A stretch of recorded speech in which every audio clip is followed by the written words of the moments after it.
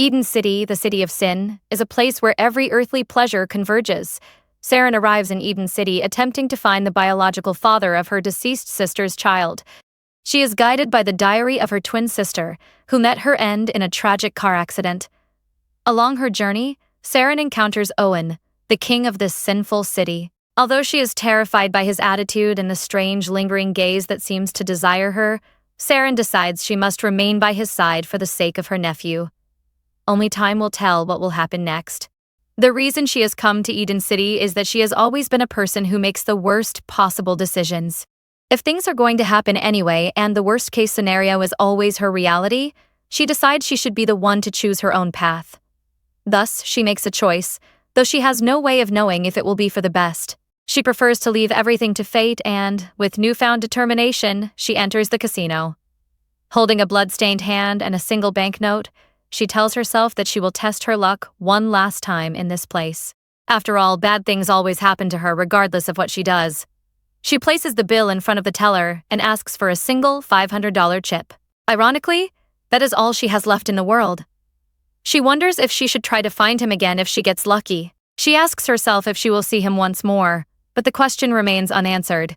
At the betting table, the croupier asks her to place her bets. She sighs while looking at the chip, knowing her entire destiny is tied to it. She wonders which number she should bet on as she kisses the chip for luck. Suddenly, someone bumps into her shoulder, causing the chip to fall onto the table and land on number 11. The chip has blood on it. A man standing beside her pushes her, and the croupier announces that there will be no more bets. The roulette wheel begins to spin. This wheel holds more than just a number, it holds her entire fate. She pleads for it to land on 11. She prays desperately, but of course, things rarely turn out the way one expects. However, for a brief moment, it appears the ball has landed on 11. She excitedly tries to claim her winnings, but the man claims he was the one who placed the bet. He tells her that she dropped her chip clumsily just before the spin and orders her to get out of there. At that moment, feeling defeated, she prepares to back away. She knows something suspicious is happening and spots a chip on the floor. She points out that the man took her winnings, but a man stops her by the shoulder and tells her to wait. He warns her that if she does not stop, she might end up lying in a ditch somewhere. He asks if she even knows who that man is. He is the leader of the Red Mafia. Saren looks on in fear as all her hope vanishes once again. The man, claiming victory, laughs at her. He tells her to pick up her chip and leave as her hand bleeds against the table. She cries in desperation, realizing it was a direct bet. $500 at 35-1 would have been a significant amount of money. She collapses to the floor, thinking she should never have come to this place. It was another bad decision in a long line of them. While she laments her existence and the fact that she has lost everything, a sudden thud distracts her. She looks back and sees an elegant man smashing another person's head against a counter. The newcomer remarks that the man was attempting to cheat in a very clumsy manner. This man is clearly not an ordinary person. He tells the customer that it would have been better if he had done nothing at all. His gaze is dangerous, and his aura is incredibly intimidating. The newcomer asks if there is a problem as he approaches. Someone asks how long it has been, calling him Owen. The man who claimed the win nervously insists there is no problem, looking towards Saren. Meanwhile, others begin to clean up the mess left behind. Owen looks at the table and the chips, immediately understanding everything that has transpired. He is clearly someone of great importance. He picks up the chip and notes that it is stained with blood.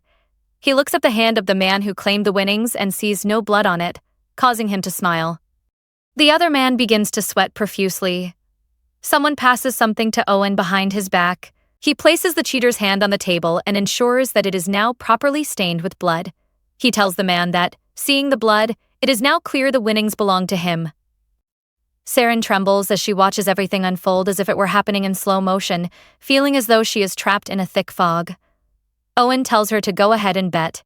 She has caught his attention. She tries to explain that it is not her chip because he has picked up a different one. He tells her that is only what she claims. He places her in a betting position, hands her the chip, and the croupier asks her to place a bet. Owen urges her to do it. As he holds her, she continues to shake. She tells him she is going to lose. He laughs and whispers in her ear that losing was likely what she had planned anyway. He warns her not to waste his time as he caresses her neck, stating that his generosity is not to be squandered. The croupier asks her to bet once more. Owen tells her he has been watching her and helps her place the chip. He suggests they put it on number 11 again.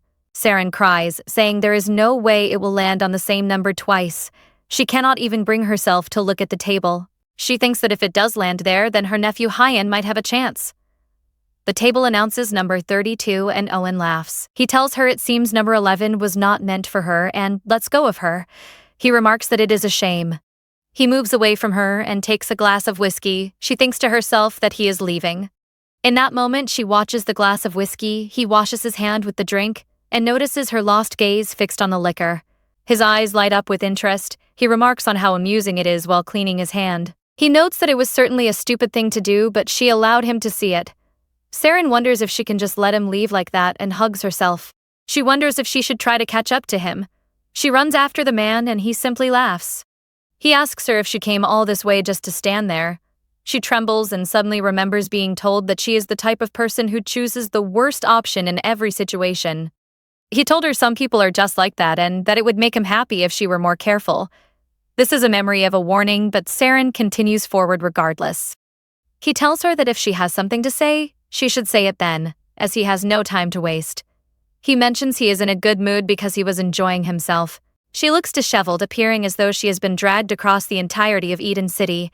As he continues to watch her, she tries to speak, but a man suddenly pushes her. She falls into the elevator. The newcomer agrees that they should have a talk. The elevator begins to move, and she is taken to a suite once they arrive. She screams at the man dragging her to let her go. At that moment, she sees the elevator doors close and observes the moon from within the grand suite. She hears the sounds of large beasts and realizes the mysterious man is surrounded by 3 enormous Dobermans. He sits like a king on his throne surrounded by his animals. It looks as though Cerberus himself could be guarding the king of hell. He looks at her with an intimidating golden gaze. The man who pulled her along takes her purse and throws everything onto the floor. She screams, asking why he is doing that. They take her passport and hand it to Owen. She remains on her knees as her life seemingly passes before her eyes. Owen remarks that she seems to have come from far away. He identifies her as Saren from South Korea. He asks where her mobile phone is. She explains it was stolen at the airport and that she was robbed as soon as she arrived. As they hand him a diary, she stammers through her tremors that he won't be able to read it anyway. She explains the diary is written in Korean. He opens it, looks at it, and loses interest, closing it shortly after. He asks what it was she wanted to tell him. He suggests that if she isn't going to speak, perhaps she can answer something he wants to know first. He stands up, grabs her by the hair, and drags her through the apartment. She begs him not to do it. Suddenly, he forces her to face a mirror. Her hair is very long, almost covering her eyes. He tells her not to move while she shakes in his hands like a leaf. She wonders what he is going to do and prays for someone to help her. She thinks of her sister and begs him to let her go. He tells her to open her eyes and remarks on how pretty she is. He has cut off the entire front section of her bangs. She thinks to herself that he is a crazy bastard while she cries. He says he knows what she wants and that he doesn't only make deals like the one before. He dries her tears but leans in close to her ear. He asks if she would like to work for him while he keeps her held against the sink. He tells her it sounds like a great opportunity and asks if she agrees. As he reaches toward her skirt, he mentions his previous dog handler quit some time ago. She thinks of his 3 enormous beasts that look like they belong in hell. She manages to ask what will happen to her if she refuses. She continues to shake, and he laughs while embracing her from behind. He takes her face again and forces her to look at him. He says he likes having intelligent pets while holding her close. He asks her if she likes dogs, leaving the question hanging in the air. He continues to wipe her tears. She manages to say she loves dogs despite her trembling. He smiles and tells her to take care of them. He lets her go and leaves the bathroom, leaving her confused about what just happened. All she knows is that her heart feels like it is about to jump out of her mouth, her knees are shaking, and she can barely remain standing. He returns and hands the diary back to her, telling her to take it. Later, the man working under Owen speaks to her. She asks about her passport and wallet. He informs her that they will be keeping those items. He tells her to follow him to her room. She asks what room he is talking about and why she has to stay there, noting she never agreed to such a thing. She asks the question fearfully as she walks behind the large man. He tells her it seems she has no choice and orders her to enter, stating he does not like to repeat himself. She enters, clutching her diary. She looks completely disheveled and throws herself onto the floor. She thinks the situation is insane. He forced her into the elevator and ruined her hair. She wonders if locking someone up and taking their passport is the same as holding them against their will. She calls him a crazy bastard and thinks of her sister. She remembers her sister as her other half. She realizes she must be careful, just as she was warned. Regardless, the decisions have been made, and the wheel of fate is spinning. She wonders why her sister didn't write even a small portion of this man's story in her diary, and why everything was kept so secret. She thinks that if she had known, she might never have boarded the plane. She tells herself she always ends up making the worst decisions. She vows not to get caught until she is sure everything will be okay because that man is far too dangerous. Outside the room, Owen's subordinate asks what he plans to do. He wonders if she is just acting innocent. He asks if it is really necessary to keep her by his side, suggesting she could have been sent from Russia. He asks Owen if she might be a spy. Owen asks if he didn't come from there himself. Owen laughs, remembering the chips, her nervousness, and the way she looked at the glass. He says that if she was acting, he should probably give her a reward. He tosses her passport, indicating they are now the ones in control of it. His assistant catches it. Owen wonders if this feeling is curiosity or if he has reached his limit. He asks this while caressing an important ring on his hand. He wonders what is making him so nervous. He asks himself if it is the first time he has seen a gazelle, and concludes that it is not. He decides it would be best to have a plan as he sits on his throne with his beasts around him. He thinks that the longer he keeps her, the more fun it will be. He decides that if she ends up being harmful, he will deal with her appropriately. Some time passes, the woman locked in the room peeks out. She wonders if he has left and steps out of the room fearfully. She decides it is time to find her passport. As she expected, she doesn't see it anywhere. She identifies a room as his. Someone behind her mentions they have prepared some food, causing her to jump. She is startled and wonders when the person entered. She asks the girl working in the house where the boss is, trying to look pleasant, though she does not feel it at all. The girl smiles. Saren thinks everyone around her is being very cautious. She scratches her head, realizing she won't be able to enter his room because there are too many eyes watching her. Suddenly, when she turns around, she sees the three beasts sitting on their master's throne. She notes fearfully that even the dogs have started staring at her. Without her noticing, someone approaches from behind, touches her hair, and wishes her a good morning. She looks at him and notices a woody scent mixed with the smell of sweat. He had been exercising. He sits down, drinks some water, and looks at her. She cannot help but look back at him. She notes that, based on the atmosphere, it didn't seem like regular exercise. She wonders if he had just been with someone else while talking to the service staff. He asks her why she is looking at him like that and if she plans to just stand there. He caresses one of his large Dobermans. She asks him about her passport and when he will return it. She explains she left her luggage at the hostel and needs her passport to retrieve it. He tells her it isn't necessary because his assistant will get it for her. She argues that he doesn't even know where she stayed.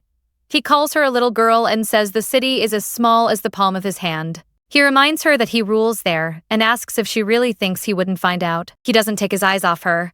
She realizes he already found out where she was staying. She thinks of the situation back in Korea and a small child. She wonders if he is simply not curious enough yet. She tells him not to talk to her like a dog after he gestures for her to come closer as if she were a pet. He reminds her that she is his dog walker. She begins to stammer, explaining she had an older sister who used to work there. He listens as she explains her sister died recently. He asks if it happened there. She confirms her sister was a dealer in the casino and says she came to honor her memory. He tells her she is very bad at understanding things. She insists it is the truth about her sister. He tells a man named Yuri to look into it. He then orders her to sit down. She asks where she should sit. He suggests she should do it on the floor, as it is the only thing there. He calls her adorable and feels as though he has found the perfect pet to complete his collection. He lifts the hair from her forehead, enjoying himself because the fun has only just begun. Owen sits upon his throne, peering down at the woman kneeling before him with a cold, piercing gaze. He questions if she truly came to honor her sister's memory, or if her interests have shifted toward him instead. He notes how remarkably submissive she appears in this position. She looks up at him, her expression drained of life and color. Owen toys with a plate of food that has been served to him, mentioning that he knows she hasn't eaten since the previous night. He explains that she will need her strength if she plans to walk his dogs. He extends a fork with a morsel of food toward her. Just as she reaches out to take it with her hand, he forcefully shoves it into her mouth. The sudden gesture startles her. As she chews awkwardly, nearly choking on the bite, he sets the plate aside. He tells her that if she had simply been content with the laundry money, she would have spared herself this entire ordeal. As she tries to clean herself, he reaches for a handkerchief, asking if that isn't the case. She watches him with the wide, terrified eyes of a calf about to be slaughtered, but he merely wipes her face. It is clear that Owen is enjoying himself. Watching him, she wonders why her sister could have ever loved a man like this. He is so incredibly arrogant and cruel. Gathering her courage, she begs him to return her passport, explaining that her flight date is fast approaching. Owen dismisses her plea instantly, stating that her travel plans are her own problem. Her fear turns to anger, and she accuses him of illegal detention. He dares her to call the police, but not before clarifying the reality of the city.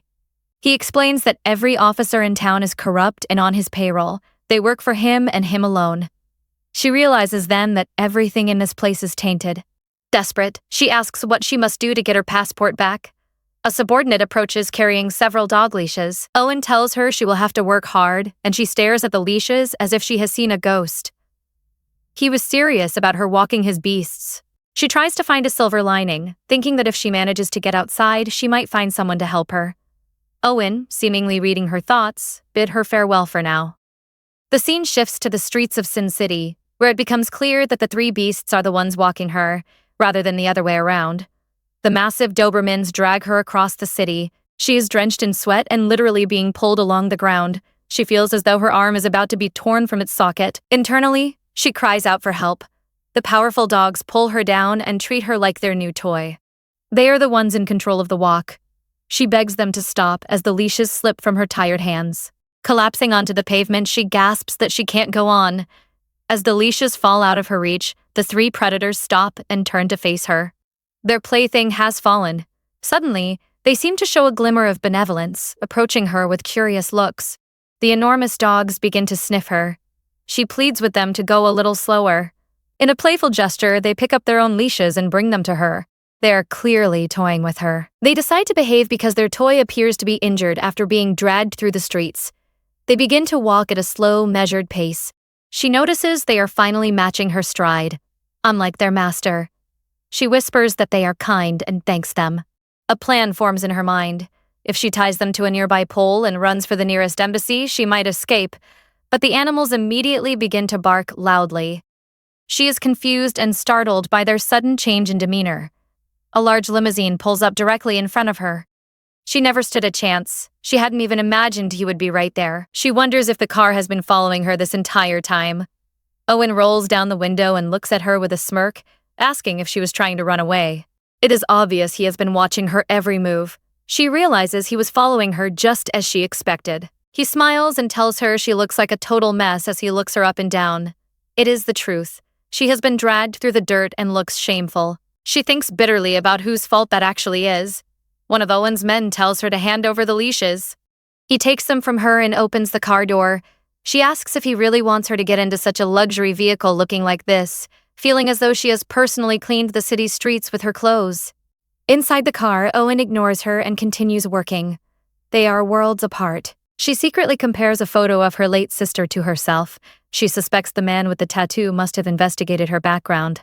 She explains that they were fraternal twins and did not look identical. Owen remarks that they don't look alike at all. She suddenly asks if he remembers her sister. He counters by asking if she has any idea how many employees work at his hotel, claiming it's impossible to remember them all. He calls her naive. She knew it. To this man, her sister was just another woman, a disposable toy. She clenches her fists in fury. She knew he would be like this from the moment they met. His selfishness is visible just by looking at him. Owen glances at her out of the corner of his eye. He reaches out and turns her face toward him with his hand. He mentions that his own brothers, whom he grew up with, developed that same look as they got older, though theirs was never as intense as hers. Over time, their gazes became blurry, murky, and dull. Even though he saw it happening, he couldn't do anything to help them. A brief memory shows a young boy surrounded by Dobermans. She is confused, wondering if he is talking about actual human brothers. She stammers that she doesn't understand what he means. He removes his hand from her face and clarifies that he is talking about the dogs. He was referring to the mother of his brothers, his puppies. She realizes that when he says brothers, he is talking about his pets. Changing the subject, Owen notes that her English is quite good and asks if she learned it specifically to come here. She explains she learned it as a child alongside her sister. For them, going abroad was the only way to escape the hell they lived in, a home filled with abuse. Her mother, who was mistreated by their stepfather, used to cry and tell Irene and Saren never to live like her. She urged them to escape that life as soon as possible. To get away from the stepfather who pursued them and to pay for mounting medical bills, their only option was to earn money overseas. To do that, they studied English relentlessly. She remembers the day her sister Saren came home with news of being hired at a hotel in Eden City for a high salary. Her sister had been beaming like the sun, happy that they wouldn't have to worry about their mother's hospital bills anymore. She promised to go first and earn money, telling her sister to wait for her. As the limousine carries her along, she reflects on those memories. They believed that escaping that life would bring happiness, but life has a way of mocking her. She was so wrong. The car stops and Owen tells her to get out. She asks where they are as she steps onto a high-end luxury street. She follows Owen nervously, feeling like a rag that just crawled out of a sewer. She wonders why he brought her to a place where everyone and everything shines. Owen is perfectly dressed, looking as though he just stepped out of an opera house. She admires how impressively elegant he is, but forces herself to look away. He is the type of man who wouldn't blink if someone died right in front of him, yet he remains strikingly handsome. She accidentally bumps into him and he turns to look at her. He tells her not to use her little head so unnecessarily and warns her not to get into trouble. He takes her by the shoulders and moves her in front of him so she stops stumbling. He hints that things will go well if she behaves. She wonders if that means he will return her passport. He leans down slightly behind her and says he might let her do whatever she wants. In this context, it sounds more like a threat. She trembles but finds the courage to ask if that includes money. He asks if she needs money, and she confirms she needs a lot of it. He asks why, if she was so desperate, she stood there like a fool while that man took her chips. She looks him in the eye and explains it was because she doesn't want to die yet. He looks amused and comments that he has hired a very expensive dog walker. He tells her to do as he says and not to think foolish thoughts, speak out of turn, or try to act cute. He speaks to her in a passive-aggressive tone. He claims there is nothing that cannot be achieved in Eden City, especially anything involving money. He has the money and the city belongs to him. He says it's all very simple and continues walking. She remains determined, telling herself she will make him give her a lot of money. She thinks that if she wags her tail like a dog and behaves perfectly, he will eventually mock her and discard her, so she decides she must remain rebellious. He snaps his fingers, signaling it's time to move. As they walk, he puts his arm around her shoulder. She feels she truly cannot stand this man. They arrive at a luxury boutique. She is overwhelmed by the elegance of the shop. Owen hands her over to a shop girl, instructing her to make the woman beautiful. The clerk agrees. She wonders what he is thinking as she enters a store that glows like the sun. The staff explains they have prepared clothes for her to try on in every size, and everything is hers if she wants it. They mention that the owner of Eden City brought her there, so anything she sees belongs to her. They offer services to suit every taste. She picks up a garment, noticing it doesn't even have a price tag, and immediately worries about getting it dirty with her hands. She apologizes, but the clerk tells her not to worry. They offer her a shower since she will be wearing the new clothes out. She realizes she doesn't just need a shower. She needs to be reborn. The staff does her hair, cuts it, applies makeup, and dresses her like a doll in a display window. They lead her out to model the clothes for Owen. He appears uninterested, yet he never takes his eyes off her. His silence makes her nervous. She wonders why he is doing this. He tells her she must kneel, reminding her that she said she would listen to him. He holds a glass in his hand and she watches it as if her life depends on it. He doesn't look away from her. He passes the glass to his trusted subordinate. She thinks he is a man who can manipulate pride, money, and life itself. However, she has long since discarded anything resembling pride. She prepares to kneel. She reflects that since her birth, pride hasn't mattered because life has always done what it wanted with her until she finally broke. A memory surfaces of her lying on the floor surrounded by bottles. Owen has already noticed her inner turmoil. She kneels, and he removes her hat. The shop girl comments that she looks better without it. She laments to herself, wondering if it is her heart or her head that is broken. Owen places an elegant necklace around her neck, but to her, it feels like a heavy chain. She knows she is making a deal with the devil. He tells her she looks beautiful now while caressing her face and leaning in close. She tells herself that without pride, there is no reason to feel broken as she remains kneeling before him. Owen looks at her with amusement, thinking his new pet is quite submissive. His assistant hands him a phone saying Boris is on the line. Owen begins speaking in another language. He gives orders about something entering through a factory in 10 days under the name Orbis. She remains sitting on the floor in front of him. While he takes the call, he notices her paying attention and touches her face. As he continues giving orders, he grabs her and pulls her head toward his lap, keeping her there while he finishes his business. She struggles to breathe and feels trapped. He continues his ruthless commands, saying he should have simply had the man castrated. She feels something and gets scared. He is holding her so tightly she can barely breathe. He tells her to be still and not to move so much. She looks up and gasps that she needs air. He smiles, finishes the call, and hands the phone back to his subordinate. He then places a mobile phone in her pocket while she is still leaning against his legs. He tells her that if he calls, she must answer immediately. She is dazed and hasn't even seen what he did. He mentions she said she lost her phone. He tells her to get up because they are going home. He grabs her by the necklace, pulling her up without caring if it breaks. Suddenly, she feels sick. She chokes and vomits. Owen simply remarks that he knew she was going to be a lot of work. He tells her not to cry, which only scares her more. He says he hasn't even done anything yet to make her cry. She tries to explain that she just feels unwell. He grabs her arm and suggests his dogs made her overexert herself. Later, she is lying on a bed in the apartment feeling completely exhausted. She looks at the phone and wonders if Owen will check her call logs. She hopes he isn't bold enough to be interested in that. She decides she must contact the lady first. When the call connects, the woman on the other end asks why she waited so long to call. She apologizes and asks how he is doing. The lady says he is fine and just fell asleep, though he spent the whole day waiting for her call. The lady mentions that she left him in her care and then stopped communicating, noting that Saren isn't usually like that. She reminds Saren that even if the boy isn't her son, she shouldn't neglect him. Saren insists that she lives for her nephew. The lady says she knows, but wonders why Saren always takes care of others and neglects herself. Fearing she might one day break, Saren thanks her but insists she is fine. She then reveals she has found the boy's father. The lady is surprised and assumes the father will provide money. Saren thinks he will, remembering Owen's words about nothing being impossible in Eden City if she behaves. She still doesn't know if she will make it out in one piece after getting the money. The lady mentions that soon she will be able to pay the boy's hospital debts. The doctor wants to do more tests next week, including an MRI. Saren asks if Hyan is okay and if he is in pain. The lady says the doctor thinks the same thing, but suggests that if the father is rich, it might be better to let Hyan go to him because of Saren's many debts. Saren firmly states that she will be the one to raise him. Suddenly, she hears a small voice on the other end calling, "Auntie." It is her nephew. They give the phone to the little boy. He asks why she is calling so late, and she greets him affectionately. He says his ears are as sensitive as his mother's. He asks if she found his dad and if his dad is coming to see him. She reflects that she knew nothing about the true father until she read her sister's diary after her death.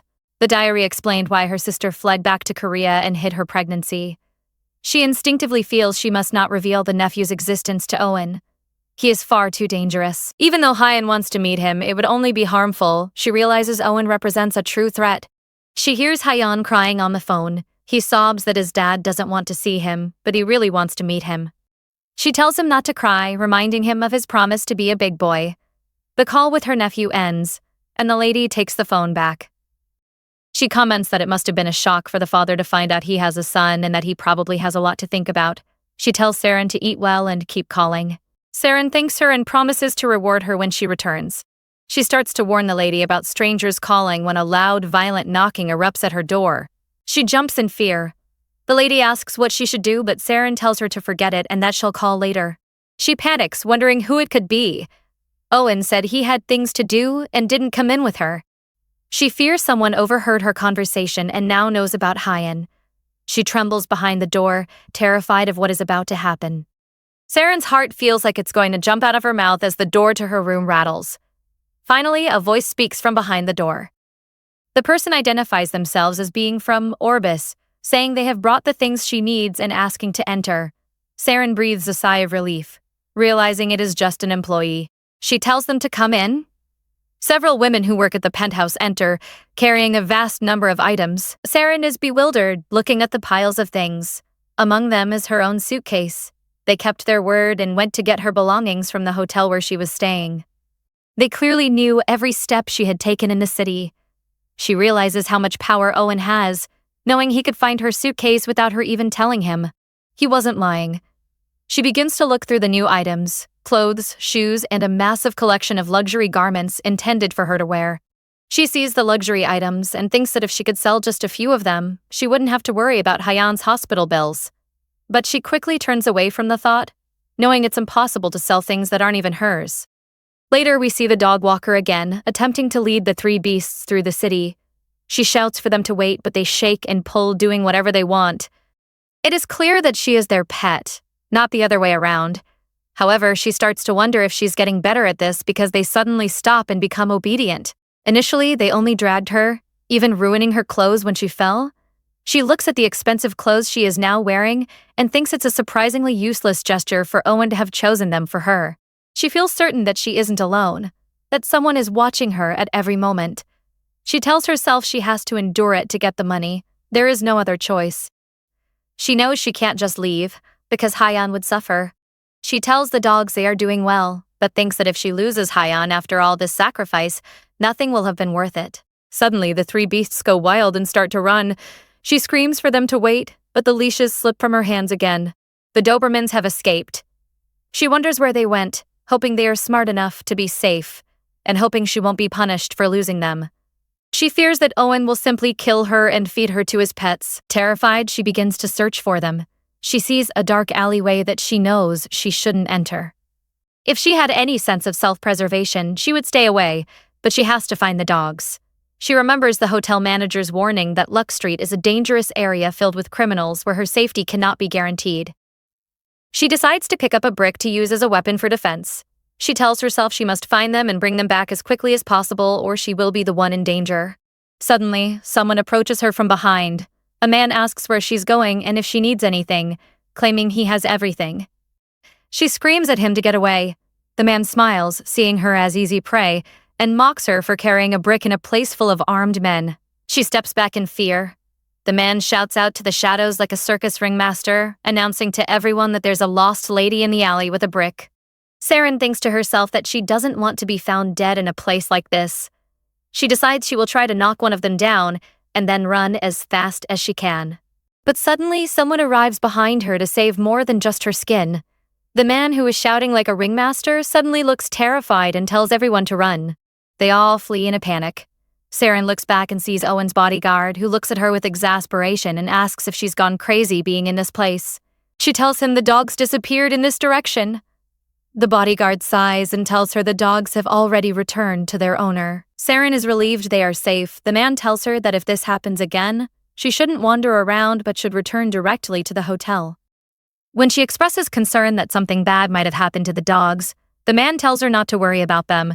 Those dogs are the safest things in Eden City. She remarks that they are good dogs, and the man looks at her in disbelief, likely remembering times when they dragged him through the city too. He wonders how she can call them good after what just happened. He thinks that the dogs must really like her because they usually turn dog walkers they don't like into mush, intimidating them until they crawl back on their knees begging to quit. He tells her to follow him back to the hotel. She thanks him, but then notices one of the beasts just standing there watching her. The bodyguard tells her to ignore it, but she tries to pet the animal, asking if it wants to come with them. The bodyguard suggests the dog might want to take her to its owner. He grabs her by the hand and starts dragging her through the alley toward a building that looks abandoned and sinister. She screams for him to let go, terrified by the dark, smelly place he's taking her. She wonders about the smell, which reminds her of when people in her village were preparing to hunt a pig. Suddenly, he throws her into a room where a figure is standing with their back turned. It is Owen. Saren is shocked to see him. When she looks to the side, she sees a person in a chair with something over their head. Owen turns around and looks at her with his powerful, dangerous eyes. He tells her he wants to show her something interesting, so she can never say he deceived her. He tells her he hopes she likes the gift and has the covering removed from the person's head. Saren is stunned. It is the man from the casino who stole her chips. Owen explains that after that day he went to Russia for a moment, but says there is nothing in this world he cannot find. His words sound like a direct warning. Saren realizes she had been so worried about other things that she had forgotten about this man. Owen looks at her and says he wants to give his great dog walker a prize, Saren clutches her brick to her chest, terrified of what he wants. Owen tells her that if the man dies, she won't be able to do anything about it, so she shouldn't be afraid. He asks if she doesn't want to just finish off this garbage. He tells her she almost died because of this man, and that if she had insisted the chips were hers that day, the man wouldn't have survived the night. He calls it his gift to her for working so hard. Saren tells him she never wanted any of this and asks why he is doing it. Owen asks if they should release him instead, but then steps closer to her. He tells her that if they let him go, Owen won't be able to touch him, and the man will go on to hurt other people. And who does she think the victim will be? He says the man will target the weak link, and that in Eden City, no one cares about a missing Asian girl. Saren wonders if he is just trying to intimidate her. Owen tells her it is better for her if she takes care of the bastard right now. Saren thinks about her nephew Hyan and how her life is all he has, but she decides she cannot take another person's life. She tells Owen firmly that she doesn't want anyone to get hurt. Owen looks surprised and asks why she's carrying a brick if she isn't going to hit anyone. Realizing she's clutching the brick like a life preserver, Saren tells herself not to let him play with her. She drops the brick and refuses to do it. Owen's eyes widen in surprise and he begins to laugh, finding the situation entertaining. He tells her he was busy with work and doesn't usually hesitate regarding others' lives, but he wanted to give her a gift. He calls her ungrateful and tells her it's hard for her to understand that if it isn't the man's life, it will be hers. He picks up the brick, his eyes turning cold and violent. He tells her they should end the conversation there. Saren shrinks back, thinking he is going to hit her. He asks mockingly if she thinks he's going to hit her with it. She watches in horror as Owen uses the brick to finish the job himself, killing the man right in front of her. He shows her what it means to be the boss of Eden City and how he maintains order. As the man falls, Owen straightens his suit and drops the brick. He tells her that this is how one survives, or perhaps not, as he sees her trembling like a leaf. Saren is horrified that he could do such a thing without hesitation. Owen turns a ring on his finger and mentions it's a habit. He says he usually acts first and reflects later. He tells her there is no room for doubt. You simply do what must be done. He takes her by the face and tells her a lesson. Good people are eaten by the bad. He tells her that next time she picks up a brick, she should make sure to use it, because that is how life is in Eden City. You live or you die. Later, Saren lies in bed, wrapped in her blankets. She wonders why he did that in front of her and what he wants from her.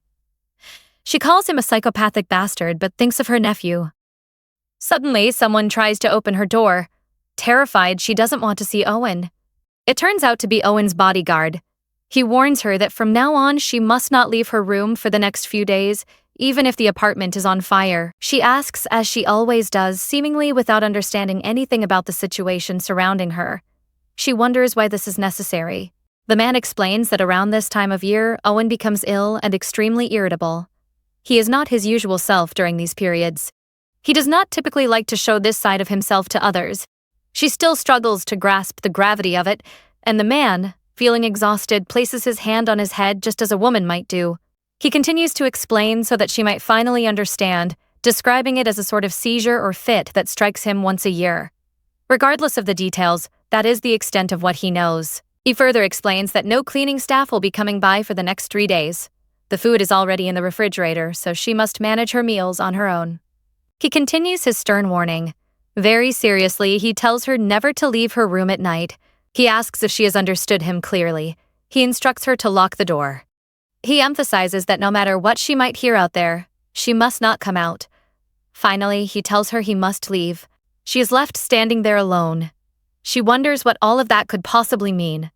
She contemplates the idea that he acts like a madman because of these attacks. She realizes she is alone with a man in that state and collapses to the floor. She wonders what she is supposed to do if she cannot even leave this place. Time begins to pass. Owen is seen lying on the floor with his hand pressed against his head. The man who just warned Saren arrives to see him. The man admits he does not understand.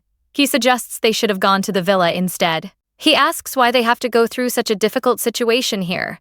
Owen cuts him off sharply, telling him that if he is here for her, he should stop talking about it. He demands the documents he asked him to bring. The man hands them over. In that moment, several photos are revealed. The only person visible in the images is Saren's sister. Owen remarks that the woman had asked him if he was plotting something. He observes that it really is the case. The bodyguard asks him what he wants to do next. Owen replies that it is enough to catch them. The man then asks about her, referring to the girl. Owen asks what he means by that. He points to someone in the photo and gives an order to find Yuri and bring him here. He says it does not matter if the person has to escape from deep underground, he wants that person brought here alive. He tells them to search the brothels and look among the attics, as that is where they will find the person. The man asks what they should do with the woman. Owen remembers when he asked her if she needed money, and she replied that she needed a great deal of money. He smiles and tells the man he does not know yet. He finds the pleasant girl interesting, and even while he wears a crazed expression, he says he wants to keep her for the moment because she causes him a great deal of curiosity. The man working for him kneels on the floor, picking up what has been thrown down, and tells him he understands, but asks him to just be kind. He mentions that she looked very scared earlier. Owen replies that of course he will, and claims he does not understand the man's concern. He asks if he hasn't handled things well up to this point. He suggests he should be given a prize, noting that he hasn't even laid a finger on her so far. He asks if the man has seen otherwise. The man working for Owen simply thinks to himself, believing that is exactly why she is even more terrified. The rain is falling and the night is advancing. She is inside her room listening to an excessive amount of noise coming from the other side of the door. It sounds as though an earthquake is happening. She wonders what that sound is and jumps up, startled. She remembers the warning she must not forget. Never leave the room at night. It sounds as if everything is being broken into 1,000 pieces, as if something is destroying everything in its path. She wonders, while sweating, if that is the reason he told her to stay inside. She asks herself if he is having one of his attacks. She wants to know what is happening, but she tells herself that she should not open the door. Suddenly, it is morning. She was unable to sleep and looks absolutely like a panda with dark circles under her eyes. She tells herself that everything is quiet now, and wonders as she tries to step out if he is still asleep. Since it is no longer night, she feels she must eat. She opens the door with great care. Suddenly, when she looks outside, she gasps, wondering what on earth happened there. The sounds she heard were not misleading. She did not expect this. To a certain extent she did, but not to this degree. It is an absolute disaster. The entire apartment and the suite outside are a mess. Not only that, there are bloodstains. Someone has cut their feet, and there are footprints leading all the way to Owen's room. She thinks about how she knew it. She had found it strange that he hadn't been hurt after the disaster she heard. Suddenly, she remembers the man who gave her the warning. He had said there would be no one to clean for the next 3 or 4 days. She tells herself she has no other choice. She sets to work, doing something no one asked her to do, but she does it anyway. She begins cleaning the entire suite and suddenly sees the footprints. There is a first aid kit on the shelf, but she thinks he doesn't seem like the kind of human being who would bother with such a thing. She stands before the footprints, debating whether she should do something or if it is better not to. Suddenly, she hears a noise from the other side, inside Owen's room. She thinks he has woken up and feels frightened. However, the ones who come out are the beasts, who at that moment seem adorable despite being such huge animals. The Doberman looks at her curiously. She tells them that it was just them. As the 3 beasts exit Owen's room, she wonders about his condition but prefers to keep the door closed. The animals stay with her on the other side. The 3 large beasts are guarding her, one on each side. It is dark and she cannot see anything inside the room, but she believes he is asleep. She decides it is better not to disturb him. The dogs continue to follow her around. She asks them if they are hungry, and their eyes seem to shine. Their toy is fun, and she pleases them. Now that she has finished cleaning, she tells them it is time to eat. She serves them enormous plates of food. They are huge, so they must eat a lot. She tells them, here you go while they eat. She tells them that if they eat on the sofa or the table, it is easier for her to clean up afterward. She eats a sandwich while outside the rain does not stop. She asks them if they want to sleep in her room tonight, saying she thinks the living room is not very safe for now. One of them tries to take her sandwich and she just responds in a playful way. They have finished eating and she only has to open the door to her room for them to go running in. They immediately settle onto her bed. She just laughs and says that apparently a bed is the best thing regardless of whether one is human or animal. She sees how comfortably they have taken her spot. She goes to sleep with them in the same bed. There is no doubt about it. Before going into her room to sleep, she says that if she leaves it where he can see it, it might help. She has left a medical kit at Owen's door right at the exit. Later, she is seen sleeping with the beasts around her. Suddenly, she wakes up again to a noise and thinks he broke something again. She believes she won't even be able to leave her room in the morning.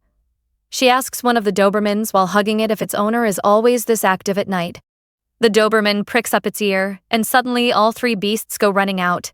She asks them what they want and if something is wrong. The three animals try to leave the room immediately, pawing at the lock. She wonders what is happening with Owen.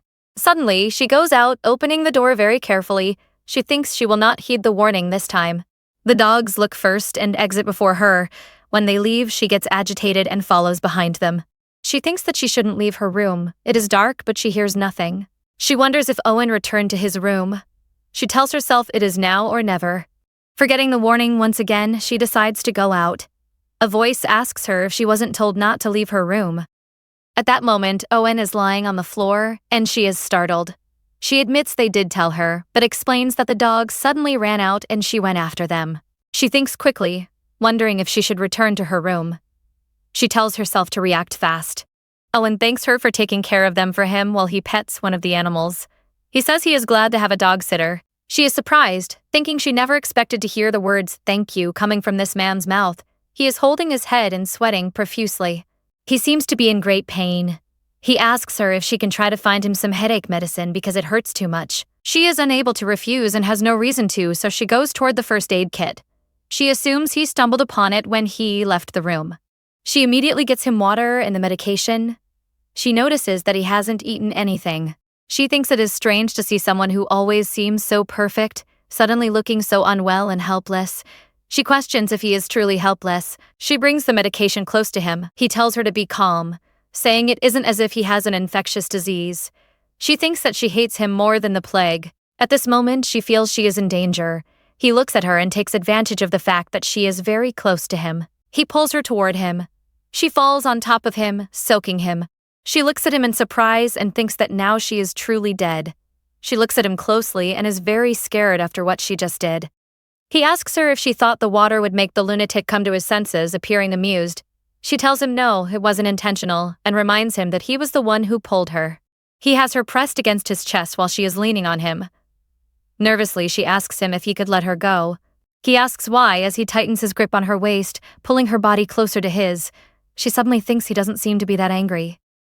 She wonders if he is trying to be sarcastic again, or if he is mocking her.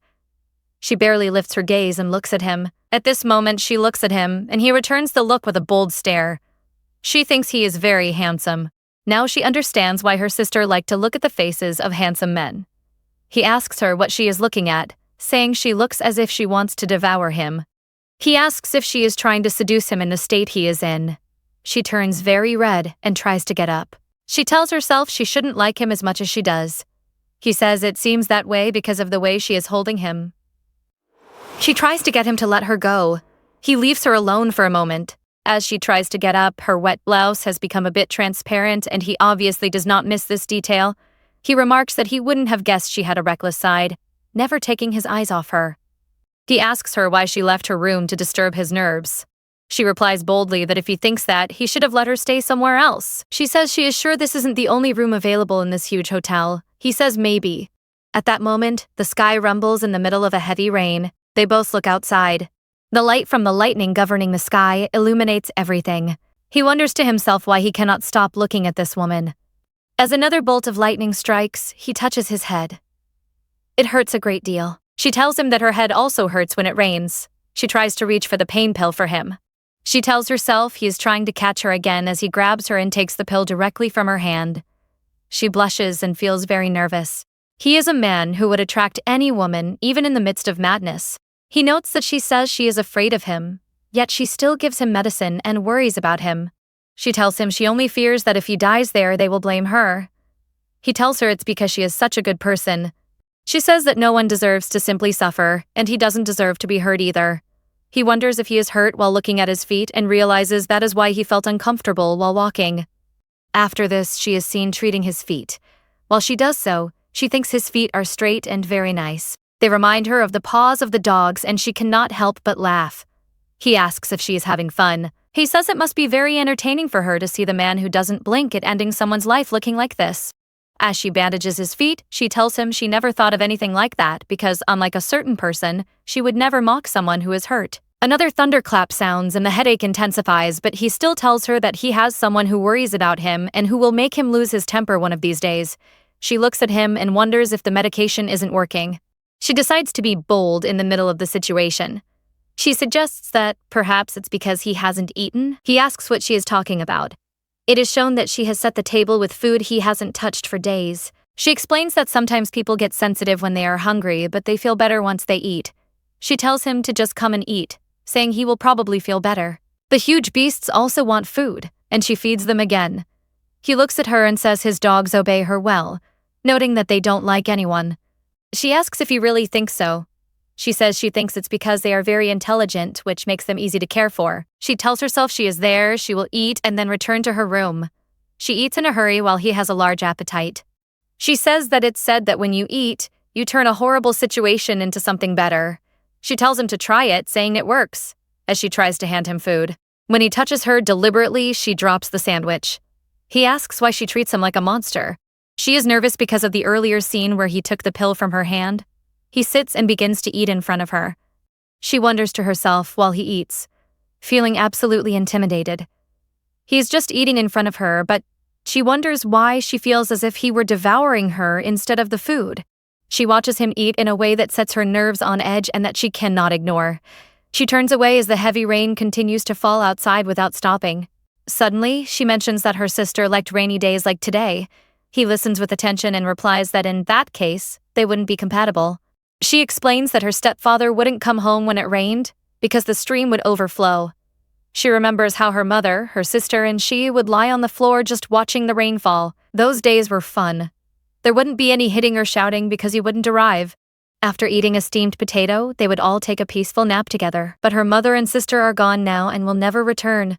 She begins to cry in the middle of the memories. Owen tells her not to look, covering the rain from her face, and she removes his hand from her face and says she doesn't like rainy days anymore either. She explains that on days like these, painful memories also return. He, understanding what he wants to understand, asks if she just said they were compatible. He grabs her hand and asks if she wants to test that. She is very frightened, and he kisses her hand. He says he wants to test their compatibility today. Terrified, she pulls away and tells him tremulously, knowing who she is facing, that he is an idiot because he slept with her sister. She immediately regrets it, realizing what just came out of her mouth. He asks if he really slept with her sister. He asks how her cute little sister knows that. She tries to take it back, but what is said is said. She thinks she didn't want him to know. He stands up from the chair while speaking and asks why someone would travel all this way to find the guy who slept with their sister. He says it is strange as he sits and pulls her toward him, seating her on his lap. As he holds her on his lap, he tells her that the truth is, he does not remember her. All while he continues to embrace her, holding her firmly on his lap. He maintains a strong grip on her waist, keeping her seated securely against his legs. She feels incredibly nervous in this new, intimate position and demands that he let her go. She argues that if he truly doesn't remember her sister, then there is even more reason for him to release her immediately. At that moment, something inside Owen seems to spark with excitement, and his carefully maintained self-control begins to fracture slightly. Suddenly, she closes her eyes, and without even realizing what she is doing, she begins to squirm and sway against him. Owen warns her that if she continues to move in that manner, he will no longer be held responsible for his actions. She suddenly realizes the gravity of the situation and wonders what is happening. She becomes aware of certain parts of Owen's anatomy that are starting to feel a bit out of control, which frightens her deeply. She tells herself that this simply cannot be happening. Owen responds while attempting to caress her slightly. He observes that it seems his headache has diminished somewhat, asking if she finds that curious. He remarks that filling his stomach definitely seems to have helped his condition. He then looks at her intensely and suggests that perhaps it would be good to fill other things as well. He goes further, suggesting that if she were to yield to him just once, allowing him to taste and experience her from her eyes down to the tips of her toes without leaving anything out, he believes he would feel much better. His eyes shine with a threatening, predatory light that terrifies her. He continues, suggesting that he might even be able to forget that cursed day from his past if she would simply allow him to distract himself with her. Terrified, she pleads with him to let her go, repeating her request for freedom. He looks at her frightened expression and finally releases her. He tells her that the intention was not to scare her and says that they will stop there for today. She stands up immediately and positions herself in front of him, her heart feeling as though it might jump out of her mouth from the sheer fright. Nearby, the three beasts, those beautiful guardians, are simply sleeping. Everything happening around them at that moment is not their concern. Owen thanks her, telling her it was fun having her sit there. He adds that since she shared something with him, he will tell her one thing in return so that he doesn't owe her anything and they can be even. He begins his story while crossing his legs and looking at her directly. He explains that the reason he dislikes the rain is because he nearly died when he was very young and defenseless. At this revelation, her initial fear begins to fade, replaced by the realization that what he is describing is far more serious than she expected. He continues the conversation, describing how the rain fell for several days until the water became stagnant and filled with filth. Many places were flooded.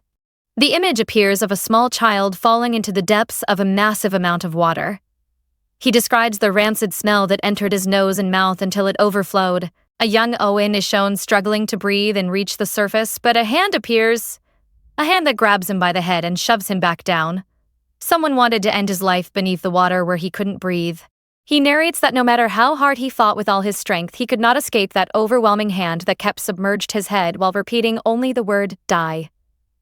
That experience became permanently embedded in his brain. Owen explains that even now, when this time of year arrives, that terrible feeling of helplessness fills his chest and head. He simply cannot stand it. It turns his stomach over and over without ceasing, shattering his self-control. Surprised, she stands before him and utters a quiet remark. Owen continues, stating that despite everything, he is now grateful for that experience. He notes that he doesn't like the tone of pity in her voice. He explains that the foul experience served as a great lesson, forging his character and teaching him exactly how cruel the world can be. He shares that beyond the helplessness and fear was a profound fury, the fury of having survived just before the end. A young Owen is seen emerging from that pool of disgusting water, breathing again. He felt an uncontrollable desire to end the whole world. He reflects that if he had possessed any strength that day, he wouldn't have had to struggle so desperately. However, in order to survive, he learned the hard way that he needed power. He developed the determination to cut the throat of anyone who threatened him. From that point on, he was willing to throw himself into that rotten water repeatedly if necessary. He climbed and climbed, hitting rock bottom and rising again until he reached his current position. He tells her that now, where he stands, no one will ever touch him again. Suddenly, he remarks that he seems to have gone on too long with a story she didn't even ask to hear. He suggests they should head to the bedroom and then gets up to leave. She is left in shock, realizing that someone had actually tried to kill Owen. As he passes by her without looking, she tries to get more information, asking who could have done such a thing. He simply tells her to come along, insisting he has said everything he intended to say. After that day, the rain continued to fall without ceasing. From that day forward, Owen's mood also began to deteriorate in an alarming way. She gets up and looks at the refrigerator, noticing how the food is disappearing. She realizes that this time he actually is eating. However, as Owen's condition worsened, more plates were being broken. Eventually, there wasn't a single one left to eat from. While she takes care of feeding the huge Dobermans, she thinks to herself that there is still some time before Owen wakes up. She decides to let the dogs rest a bit longer, watching them play together. Sitting at a table, she wonders how long this kind of life can last. She realizes that whenever she goes to sleep, he wakes up and destroys everything. She hasn't been able to sleep all night because she feels she must stay alert. She feels exhausted but worries that if he faints again, she must be there to take care of him. She tells herself she cannot leave him alone, even if he is a lunatic and the type of person she should never get close to. She muses that if he ever had a child, that child would likely be someone without a hint of compassion, inheriting his cruelty. She remembers her nephew Hyan and sadly tells herself that he cannot be like that. She wonders if what Owen said was true. She remembers asking him who had tried to drown him, and he had only whispered the words, "my mother," as he was leaving. It seems his own mother was the one who tried to end his life. She thinks that if that is what he meant, he probably doesn't like children at all. It seems more likely that he wants nothing to do with anyone who shares his blood. She worries about what would happen if it were revealed that a man like him had a son. Realizing the child would be in grave danger, she decides she must never tell him anything. She finds the man so strange and difficult to read that she is convinced Hyan would not be safe. She vows that Owen must never know the boy exists. She begins to doze off at the table where she was leaning, consumed by these thoughts. She feels a desperate need to leave this place quickly and go to her nephew to avoid all of this.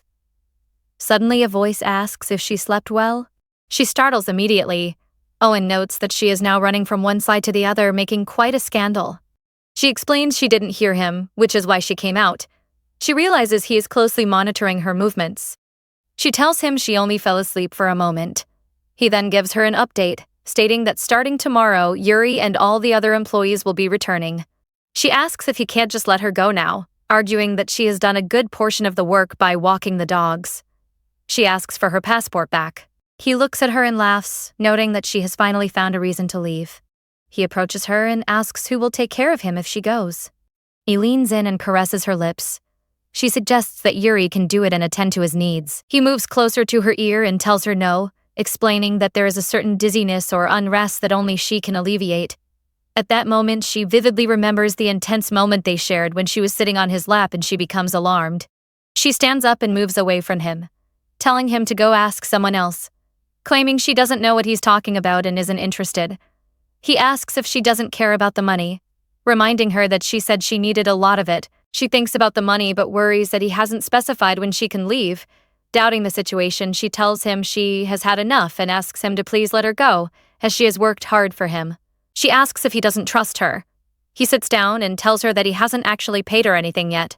He notes that since he was the one who hired her, they should talk about loyalty and settle the accounts. He asks her to name the amount she needs.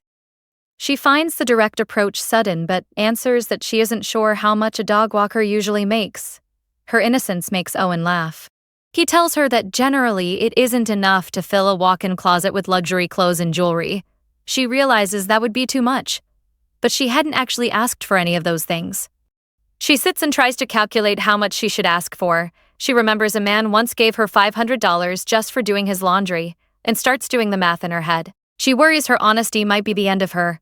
She looks at him tentatively and asks for $200. Owen looks at her with an expression she can't quite read. She wonders if his expression means she asked for too much. She points out that she only walks the dogs for 2 or 3 hours a day, so she asks if it's too much. He looks at her and asks if that is really all she wants to earn, noting that she called it a lot of money. Trying to be smart, she raises the amount to $300. He asks her how much she thinks his income is. She is unsure what to say. Suddenly, he makes an offer, $10,000 a week.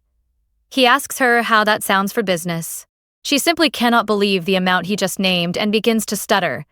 She asks if she heard him correctly. 10,000. She wonders if he is serious, thinking it is an excessive amount. She remembers him kissing her hand and worries about what kind of things he will ask of her in exchange for that much money. She isn't entirely stupid and feels the hesitation. However, she realizes that with that money, she could pay off her debts quickly and afford high-end treatments and exams. Surprising him, she says she accepts. She thinks about all the problems that money will solve, feeling as if the heavens have opened up. As her face lights up with happiness, he looks at her, dazed. Without realizing it, he reaches out to caress her face. He thinks to himself that this woman is now in his hands. He had investigated her thoroughly, her family structure, her environment, her upbringing, why she came to the city, and why she needs money. He knows everything. He thinks she is so foolish for not realizing that he holds the leash. However, seeing her like that, he decides it isn't enough. He wants her completely and imagines her inside a cage, kept only for him. She looks at her and thanks him for the money. She can't hide her joy because only she knows how much she truly needs it. He thinks about how she has been out of his reach for the last 2 days and pulls his hand away, not wanting to appear weak before her. He stops caressing her and tells her not to say anything. He thinks about how there is something else he wants from her today. He wants her entirely. She sits there thinking that $10,000 a week is an amount she never could have imagined or earned any other way. He pulls her out of her thoughts and she asks him if all she really has to do is walk his dogs. She finds the situation quite strange. He asks if she is afraid that the man who slept with her sister is now going to ask the same of her. She turns a deep shade of red. He asks why he shouldn't be allowed to ask. She embraces herself and tells him that it isn't possible because of how she was raised.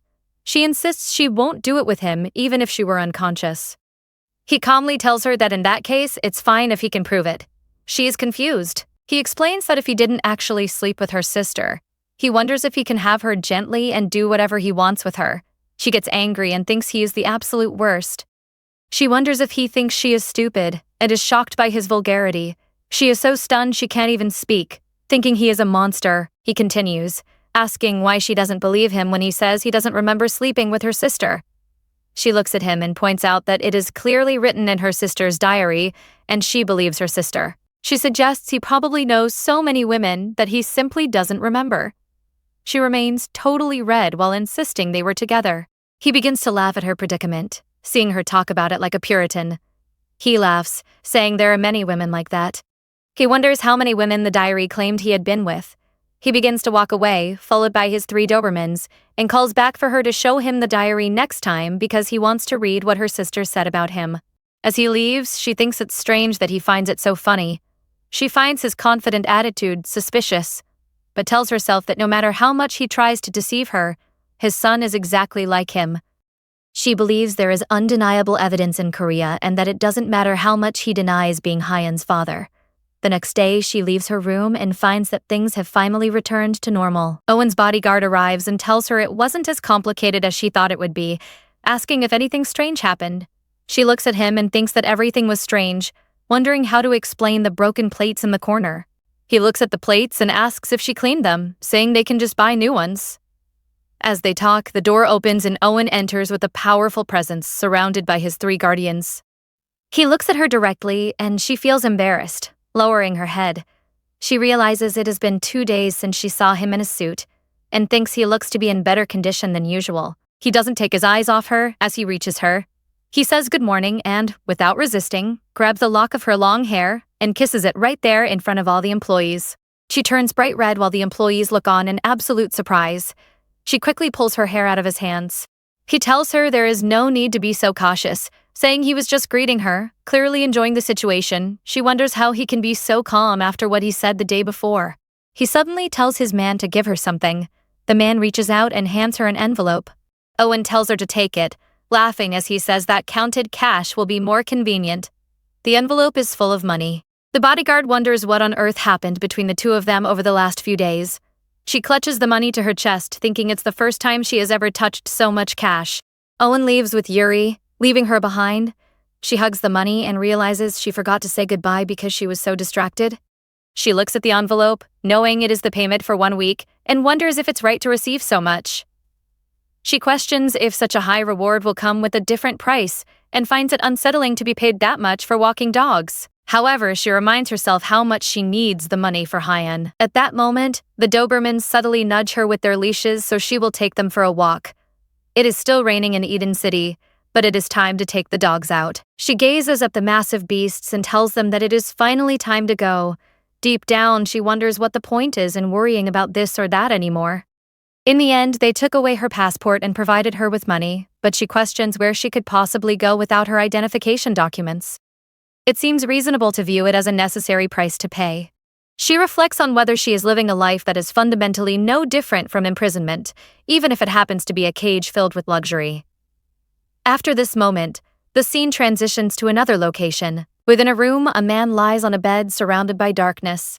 Someone opens the door, allowing the harsh, blinding sunlight to pour in, striking the man's eyes. He let out a sharp cry, unable to withstand the glare. This man's head is wrapped tightly in bandages. The memory of the moment Owen struck him returns to the forefront. It turns out that the man is indeed alive, and he remains there, clutching his head as it throbs with horrific pain. He vows to catch those idiots. Until now, Owen had let it slide. Now that he thinks about it, she was also present, and he remembers the girl's face clearly, even though he does not know her name. He had been unconscious, so he was unable to hear their conversation. He convinces himself that the woman must have incited the attack and proceeds to blame the very person responsible for saving his life. It seems that, in the end, Owen was not entirely wrong about him. He declares that he cannot forgive her and intends to kill her, rising from the bed despite the unbearable headache. In the end, Owen, the mafia boss, was not lying when he said it was either him or the others. The man stands there, questioning what Owen was thinking, knowing perfectly well that his own boss is the right hand of Nikolai. He speaks of Owen being Nikolai's grandson. If that man is the owner of the city of Eden, then those Irish bastards are in trouble. At that moment, the person who opened the door enters and addresses him. He asks the man if he really thinks he can insult him like that. The man lifts his face and identifies the visitor as Pavel. The view shows only the man's torso and below. Pavel laughs with amusement, bearing a striking resemblance to someone else. He mocks the man, noting that his head is broken and remarking on how badly he was messed up. He calls the other man a cursed bastard while continuing to laugh at his condition. The injured man thinks to himself that he doesn't care, noting the stench of liquor and women. He finds it as disgusting as his father and wonders if the man knows that such a lifestyle will eventually destroy him. The newcomer asks what happened next. The injured man explains that if it hadn't been for that girl, things would be different. The newcomer, Pavel, is intrigued and asks about the girl. He asks if Owen has a woman or a girlfriend and wonders since when that has been the case. The man confirms it, adding the significant detail that she is Asian. This piques Pavel's interest, and he demands to know what on earth he is talking about. He wonders what will happen if Nikolai finds out and asks for every detail, finding the situation truly interesting. The man continues his story, calling the woman a stupid bitch. He claims she acted like a fool at first, but then incited Owen to do this to him. The newcomer sits on the floor next to the bed and listens intently to the conversation. He encourages the story, noting that fun things always seem to happen when he isn't around. The man continues his narrative, expressing disbelief that she told Owen she felt bad about losing her money, to the point where Owen decided to attack him. He is inventing an absolute fabrication where she is the guilty party. He claims that because of her he was kidnapped, and his younger brother and all his subordinates were killed. He insists Owen wiped out all his people for a girl who doesn't actually care about anything. The newcomer finds this entertaining and tells him he should definitely collect on that debt. Sitting there, he asks where the girl is now. The newcomer thinks to himself that he had been planning to catch Owen off guard at some point, and this new information is perfect to use to his advantage. He believes that if he plays his cards right, it might finally be possible to defeat that bastard Owen. He imagines that this could be his path to finally becoming the king of the city of Eden. Blood is paid with blood, after all. That is how this world works. Some days have passed. She is currently checking the place where she has hidden her envelope of money. She also notes that it has been days since she last saw Owen. Furthermore, she is planning how to send that money to Korea for her nephew. But she decides to make a phone call first. Someone answers, and she recognizes the voice of little Hyan. The boy tells her that Mrs. Sung fell asleep. He was also sleeping but woke up because he had to go to the bathroom, and then the phone rang and it was his cheerful aunt. She realizes that right now, it is nighttime in Korea. The boy asks when she is coming back and she apologizes, telling him it will take a little bit longer. Hyan insists on knowing where his father is and asks if he is there with her. Sweating, she tells him that his father is very busy and wants her to tell him he is sorry. The boy cuts her off, saying that it is a lie, and calling her a liar. She insists she isn't deceiving him, but he asks why she won't tell him the truth. He asks if she thinks he is stupid and tells her that he hates her for lying to him. She asks why he would think that. He explains that even though he knows she found his father, she won't let him meet him. She recalls reading in a book that children are not as distracted as adults tend to think. She realizes he is right, but she is at a loss for what to do. She cannot tell him the real reason why they cannot meet. To Hyan, his father represents hope, and she is the one crushing that dream. She fears that if the child loses his motivation to live, he will grow worse. She is terrified of the prospect of losing her family again. She tells herself she cannot cry while he is listening and tries to pull herself together. The story recalls the day her sister died, with a little boy crying on her lap. He had begged his mother not to leave through his tears. That day, she swore to protect her nephew, regardless of the price. She smiles and asks Hyan if he remembers what his aunt always says. He answers that she says he is an angel who fell from heaven. She tells him that his aunt is the person who loves him most in the world and that she is his guardian angel. He apologizes and says he knows she went to look for his father because he wants to meet him. He admits to feeling very lonely without her and says he is very sad, nearly crying. On the other end, she tells him she also wants to see him. She asks him to wait just a little longer and promises to return soon. He says he will wait, sounding excited. She tells him to have patience and promises to call again. The phone call ends, and she thinks about how Hyan is unaware of the dangerous things surrounding his father that complicate everything. She wonders how much longer she can feign the situation. The dogs next to her want to leave the room, and she realizes they are hungry. She decides she wants some water. Just as she leaves the room, she sees Owen sitting there with a glass of liquor in his hand. She is startled, and Owen looks at her. She wonders when he returned, as it had been days since she saw him. He mentions that her call ended abruptly. She is frightened, wondering if he heard everything. She tries to reassure herself that it is fine because he doesn't know Korean. He takes a drink and asks what they talked about. He remarks that it seemed like a very affectionate call while watching her, noting that they seem to have a good relationship. Nervously, she says she doesn't know what he is talking about and suggests he must have misheard. He laughs and continues his drink, appearing somewhat annoyed or perhaps jealous. She tries to retreat, feeling as scared as a young deer. Just as Owen is finishing his drink, the ice tinkles in the glass. The beasts are surrounding him. He tells her to come to him. She turns around in a fright, feeling a bad premonition. However, she feels she has no way to refuse him and stands in front of him. He looks at her and says there is nothing to fear as the ice clinks in the glass again. He offers her a drink.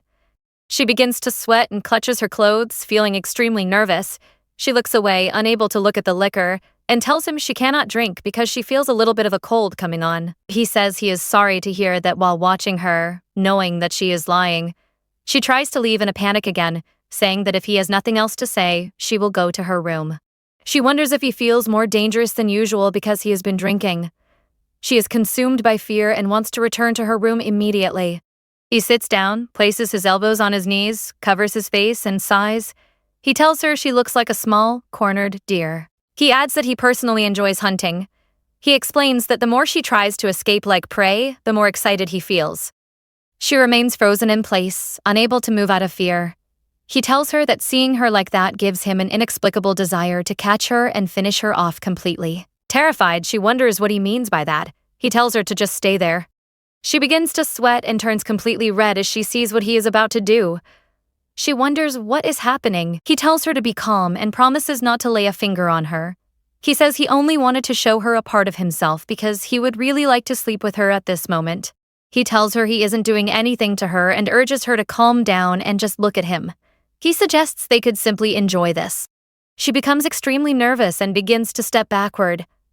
Owen's presence alters her in a way she cannot control.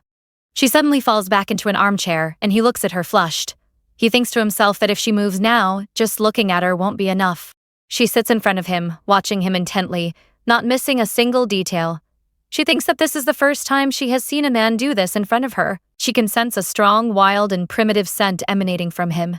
He tells her to try and sit a bit better because he just wants to see her. He reiterates that he isn't asking her to do anything, only that. In the middle of the madness happening between them, he asks her to speak to him in Korean. Ultimately, he just wants to hear her voice in her language. He feels displaced in some way, much like the other person. She thinks that he is looking at her so deeply that it feels as though he is doing something else to her. She wishes for it to end soon, but her face is so flushed that Owen realizes she is not indifferent to what is happening. He tells her to speak, wanting to hear her voice in that unknown language and with the accent he likes so much. She says something to him, and he remarks that her voice has a very pleasant effect on him, as expected. She thinks he is truly crazy and wonders how he can do that in front of someone else, assuming he must not be in his right mind. Despite these thoughts, she cannot stop noticing how attractive he looks in front of her and how much she likes him, even though she is definitely afraid of him. At that moment, when she sees him move slightly closer to her, she becomes terrified and runs toward her room, slamming the door.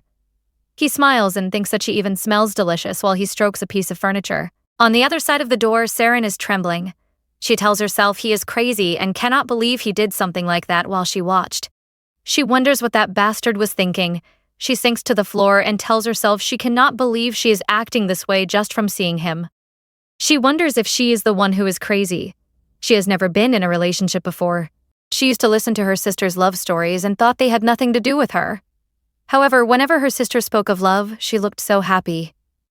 She had thought that if she ever had a relationship, she wanted to look as content and beautiful as her sister, but she tells herself it cannot be like that with him. She tells herself she doesn't even like him while the image of a heated Owen remains in her mind. While she was looking at him, she was absolutely red and shocked, and she was sweating. She wonders what she should do. She tells herself she cannot possibly like the man who was with her sister, the father of her nephew. She feels like she is losing her mind. She thinks something is happening and that she is going crazy. At that moment, she embraces herself. It makes her feel uncomfortable to feel this way just from having seen him. She is seen taking a shower. She tells herself that after bathing with hot water, that discomfort will disappear. She had heard that cold water was what actually worked, but she continues anyway. She tells herself she must prevent something like that from happening again while she dries her hair. She notes that she always collects the clothes. When she sees her clothes in the condition they were left in after the spectacle Owen provided, She decides she will make sure to make them disappear. She has bathed and is sleeping peacefully in bed. Suddenly, the door opens and footsteps enter. A shadow appears, someone watching her with a smile while she is placidly asleep. She begins to wake up little by little. She feels something beneath her sheets and wonders if it is one of the dogs. Suddenly, she sees who it is. Owen asks if she was asleep, noting that she bathed. She feels it is strange. She wants to push him away, but her body does not respond. She cannot even speak, feeling as if something is stuck in her throat while things happen. He asks if she couldn't sleep and suggests that she just let herself go a little. He tells her to admit that she is dying for him and asks her to look at how she is acting because of him. Horrified, she looks away. He says he hopes she doesn't mind spending the night with the man who is with her sister. She simply cannot believe what is happening but says nothing to him. He tells her to just say she wants him, to let go and forget her past. He promises to make her mind go blank and teach her what it is like to think of nothing. At that moment, with him speaking into her ear, she thinks that if she does what he says, she might truly be able to forget everything, even if only for a brief moment, her painful reality would be forgotten. She remembers her deceased mother and sister and how the world has become a disaster. She wonders if she could really do it, something that would make her forget. At that moment, Owen, with those golden eyes, tells her to beg him and to say she wants to be with him. She feels as though she is touching a light to pull her mind out of her reality, thinking that if she could just leave this darkness by listening to him for a moment, she decides to tell him that she desires him. The bodyguard is seen entering the living room of the place. He hears noises and wonders what is happening behind Saren's door. He is still on top of her. He tells her he wants her to beg him and to tell him how much she wants to be by his side. She tells him she desires it so much. In the moment he smiles, she snaps her eyes open, sweating. She was dreaming. She asks herself if all of that was just a dream and thinks she has truly gone crazy while she sweats. However, for some reason, she feels like she is burning. She wonders if she had that kind of dream because she heard that dreams are reflections of true desires, but she questions if this could really be what she wants. She wonders if she is lying to herself and asks if that is really what she desires while touching her chest. Since arriving here, she feels her thoughts are becoming increasingly strange. She wonders how her sister managed to endure a year in a place like this. Saren emerges from her room looking lovely, only to suddenly spot Owen leaving the penthouse at that exact same moment. He looks at her as if nothing had happened between them and simply walks away. She is left stunned, questioning what on earth is wrong with him after the display he put on the night before. She wonders how he dares to act so calmly and shamelessly now. Suddenly, the three massive beasts arrive at her side, offering her their leashes because it is time for their daily walk. She asks them if they rested well while playing with them, thinking to herself that it is easy to understand the mood of the dogs, but impossible to decipher their owner.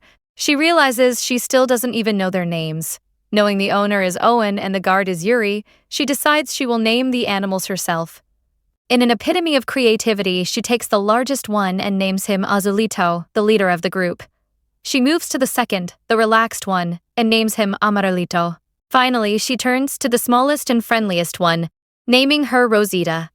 She has decided to name them after the colors of the rainbow and asks if they like their new nicknames. The dogs seem to approve, and she sets off with the three of them, who now seem to adore Saren.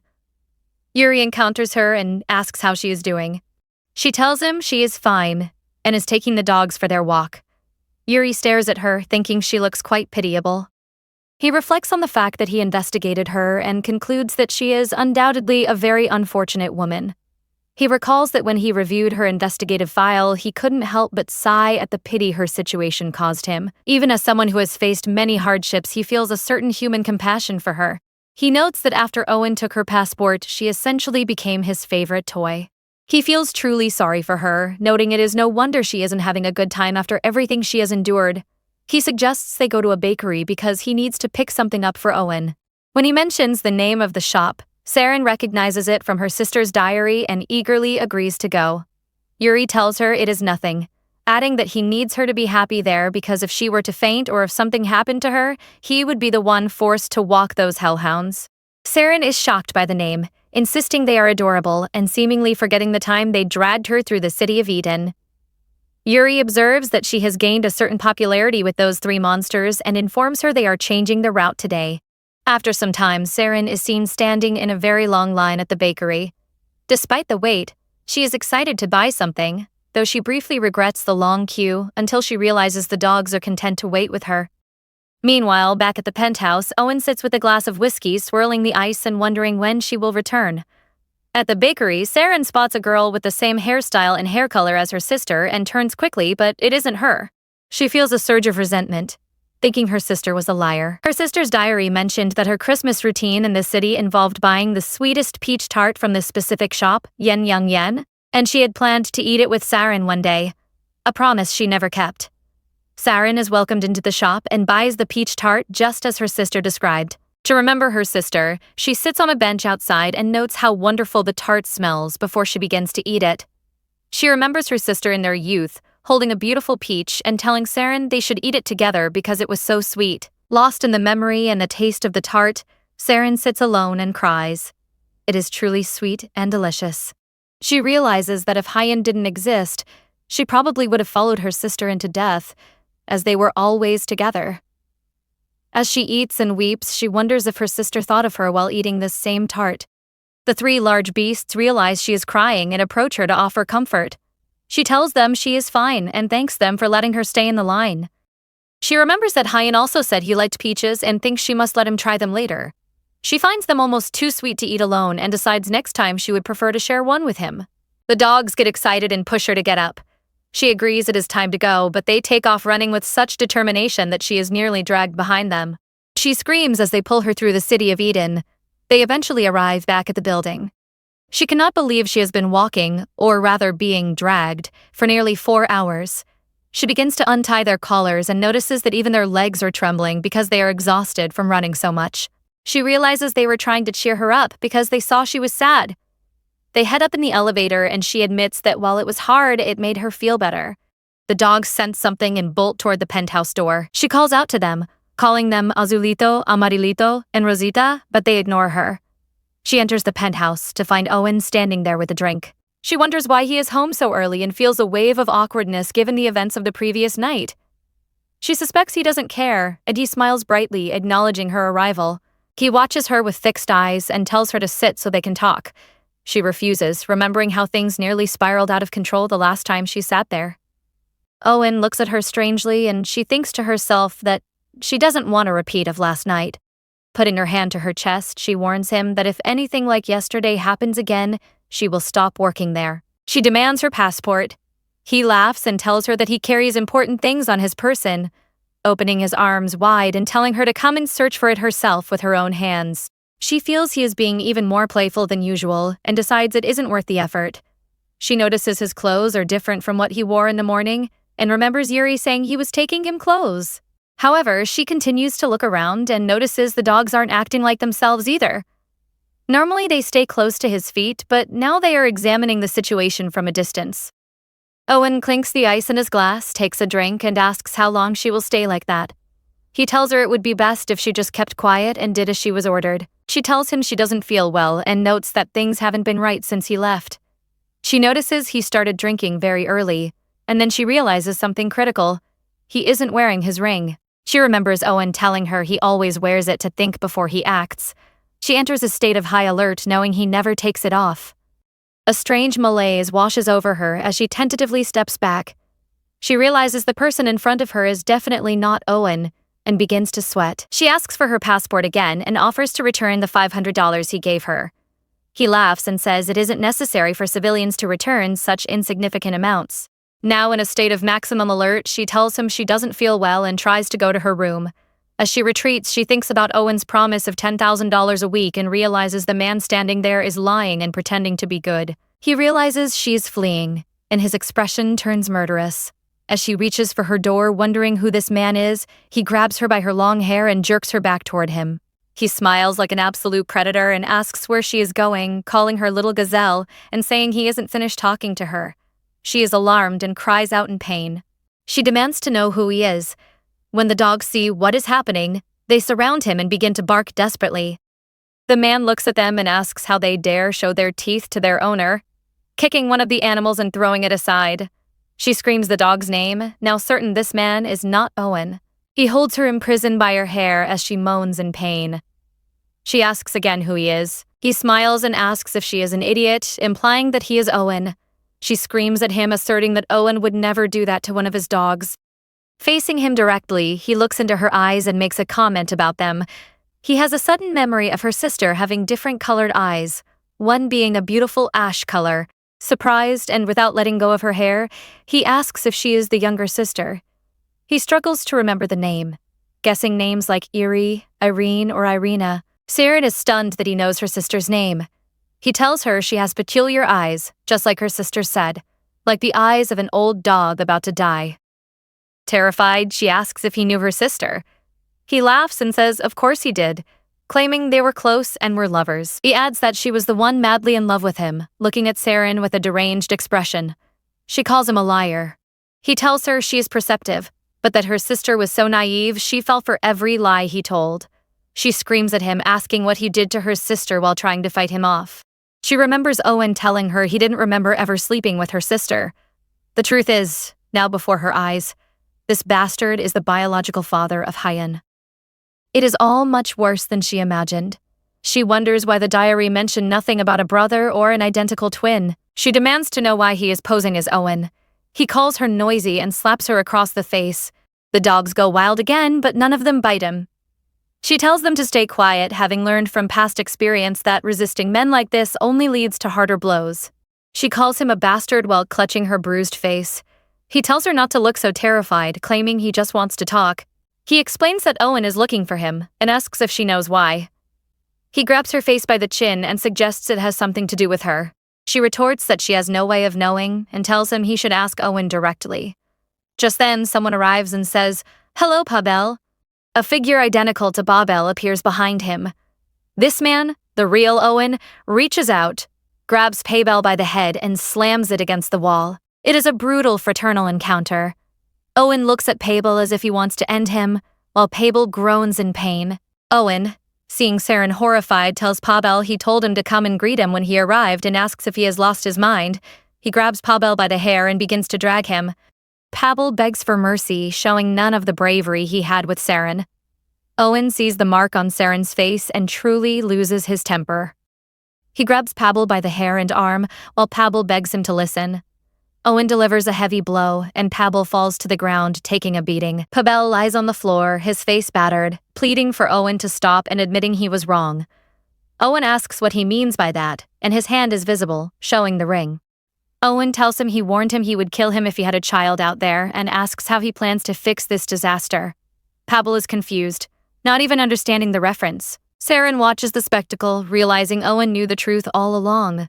She realizes Owen has been tracking Pavel's every move. Owen strokes his ring and expresses his disappointment that Pavel used his identity to deceive that woman. Saren realizes that while Owen told her he didn't know her sister, he had been investigating on his own. She begins to tremble, realizing Owen knows about Hyan. Pavel, still on the floor, asks what is going on, as he knows nothing of a son. He realizes that this child is the reason Owen is looking for him, and he looks at Saren with bewilderment. He decides in his twisted mind that it is all Saren's fault and that she sent her sister to get child support money from him. He remembers Saren's sister and vows to finish her later, but first, he must find a way out of this situation with Owen. Owen looks down at his brother and remarks how lamentable it is that a piece of garbage like him is the father of that poor little boy. He tells Pavel he won't get the chance to meet him because he won't allow it. Pavel screams that he knew nothing of this, fearing Owen is sentencing him to death. Terrified, he tells Owen there must be a mistake and insists he would never break his promise. He claims Saren is lying and deceiving him. Saren remains on the floor, wondering if she is the one who is crazy or if they all are. A nauseating stench fills the air. It is a deplorable sight, accompanied by eyes that have long since lost their spark of life. That was the crushing first impression Owen made the very first time he stood before another. From that exact moment, the truth became clear. This story is being told by Pavel, who realized immediately that the existence of such a man would become a permanent obstacle in his path. He knew it from the very beginning. His grandfather Nikolai reigns as the head of the Red Mafia, dominating all of Moscow, and he is a man who values bloodline above anything else in this world. A small child is seen being held by the hand of this powerful man. Because of this bond, as his grandson Nikolai raised Pavel with extreme care and unwavering dedication, he was the true blood. Owen and Pavel were actually separated at birth. remaining apart until the day the grandfather finally took Owen in. Until that fateful day, Owen lived abandoned in a basement that resembled a kennel more than a home for a human being. This is the moment where it becomes clear why Owen harbors such a deep affection for his 3 Dobermans. He lived in the house of their mother, the woman who had kept him, a woman who had once been a worker of the night. In total contrast, Pavel grew up under the absolute protection of his grandfather, enjoying a life entirely devoid of want, surrounded by immense wealth and far too much power. It seemed only natural that the control of Eden City would one day fall into his hands. But that day finally arrived, and the reality was far different. Pavel's grandfather is heard speaking as he places a heavy hand on someone's shoulder, telling Owen that he is leaving him in charge of Eden City. Owen is seen looking back at his grandfather. That was the position that should have belonged to Pavel. He was born for it. The grandfather continues, telling Owen how much he resembles him when he was young and expressing that he has great expectations for him. Pavel was forced to watch as everything that supposedly belonged to him was stripped away right in front of his face. If it weren't for that man, who is nothing more than a nobody raised in a kennel like a common dog, all of this would be his. However, the most humiliating moment of all occurred when Owen went on a trip to handle certain errands for the grandfather and the organization. The grandfather had the audacity that day to call Pavel and tell him that he had to pose as Owen. Pavel, absolutely horrified, asked if he was truly being requested to impersonate him. He was told it would only be while Owen was away in Russia. The powerful old man turns away as if he does not understand the tension, though it seems he understands everything perfectly, stating that they simply cannot allow it to be known that the owner of Eden City is absent. Pavel clenches his fist in a silent fury, wondering why he has to pretend to be that insignificant bastard who is more like a dog than a man. What happened during all that time? Well, while he was pretending to be Owen, Pavel channeled all of his frustration into a direction that was fruitful for him. He spent his time with countless women and diverted the organization's funds exactly as he pleased. Finally, he had what he had always desired, and he expanded the business into areas that Owen had never touched within the mafia, such as the trafficking of illicit substances and the exploitation of women. These were things Owen never wanted to stain his business with.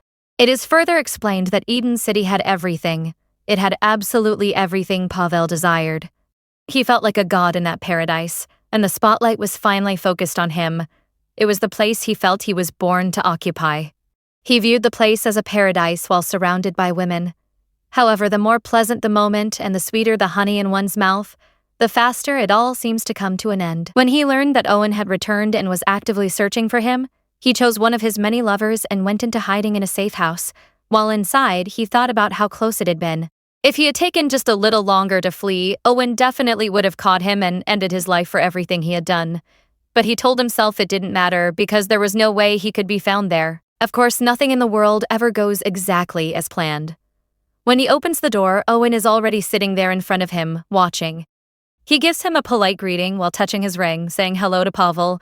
He remarks that it seems Pavel had a great deal of fun in his absence, and asks with a smile if he enjoyed it. The other man begins to tremble. Pavel wonders how Owen managed to find him. He felt as though he was going to lose his mind. A man with his very same face had snatched everything away, his affection, his position, and all of his power, and had nearly taken his life as well. Pavel is seen after receiving a beating from Owen that made him remember the very day of his birth. Pavel is in Owen's hands, and Owen sits in front of a bed, telling him that he is thinking of throwing him into the Baltic Sea to serve as food for the fish. He suggests that, at least that way, he won't go to waste. He touches his ring again and asks if that sounds all right. Suddenly, someone hands Owen a phone call informing him that it is the boss, the grandfather. In that moment, Pavel thinks that because it is his grandfather, his skin might actually stay attached to his body. Owen takes the call and Pavel thinks he has been saved by a hair. Owen then grabs Pavel's face with force and tells him how lucky he is. He says the grandfather is a very compassionate man, so for this, one time, he will let the matter slide out of respect for him. However, he has 2 conditions that must be met. The first is that Pavel must never set foot in Eden City again. The second is that he must stop spreading his filthy seed everywhere. He threatens him, stating that if he finds out Pavel has a child or if he breaks these rules, the entire Baltic Sea will become his grave.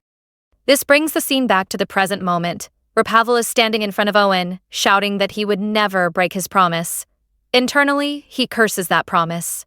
He decides to deny everything until the very end, even though death seems to be lurking at the door.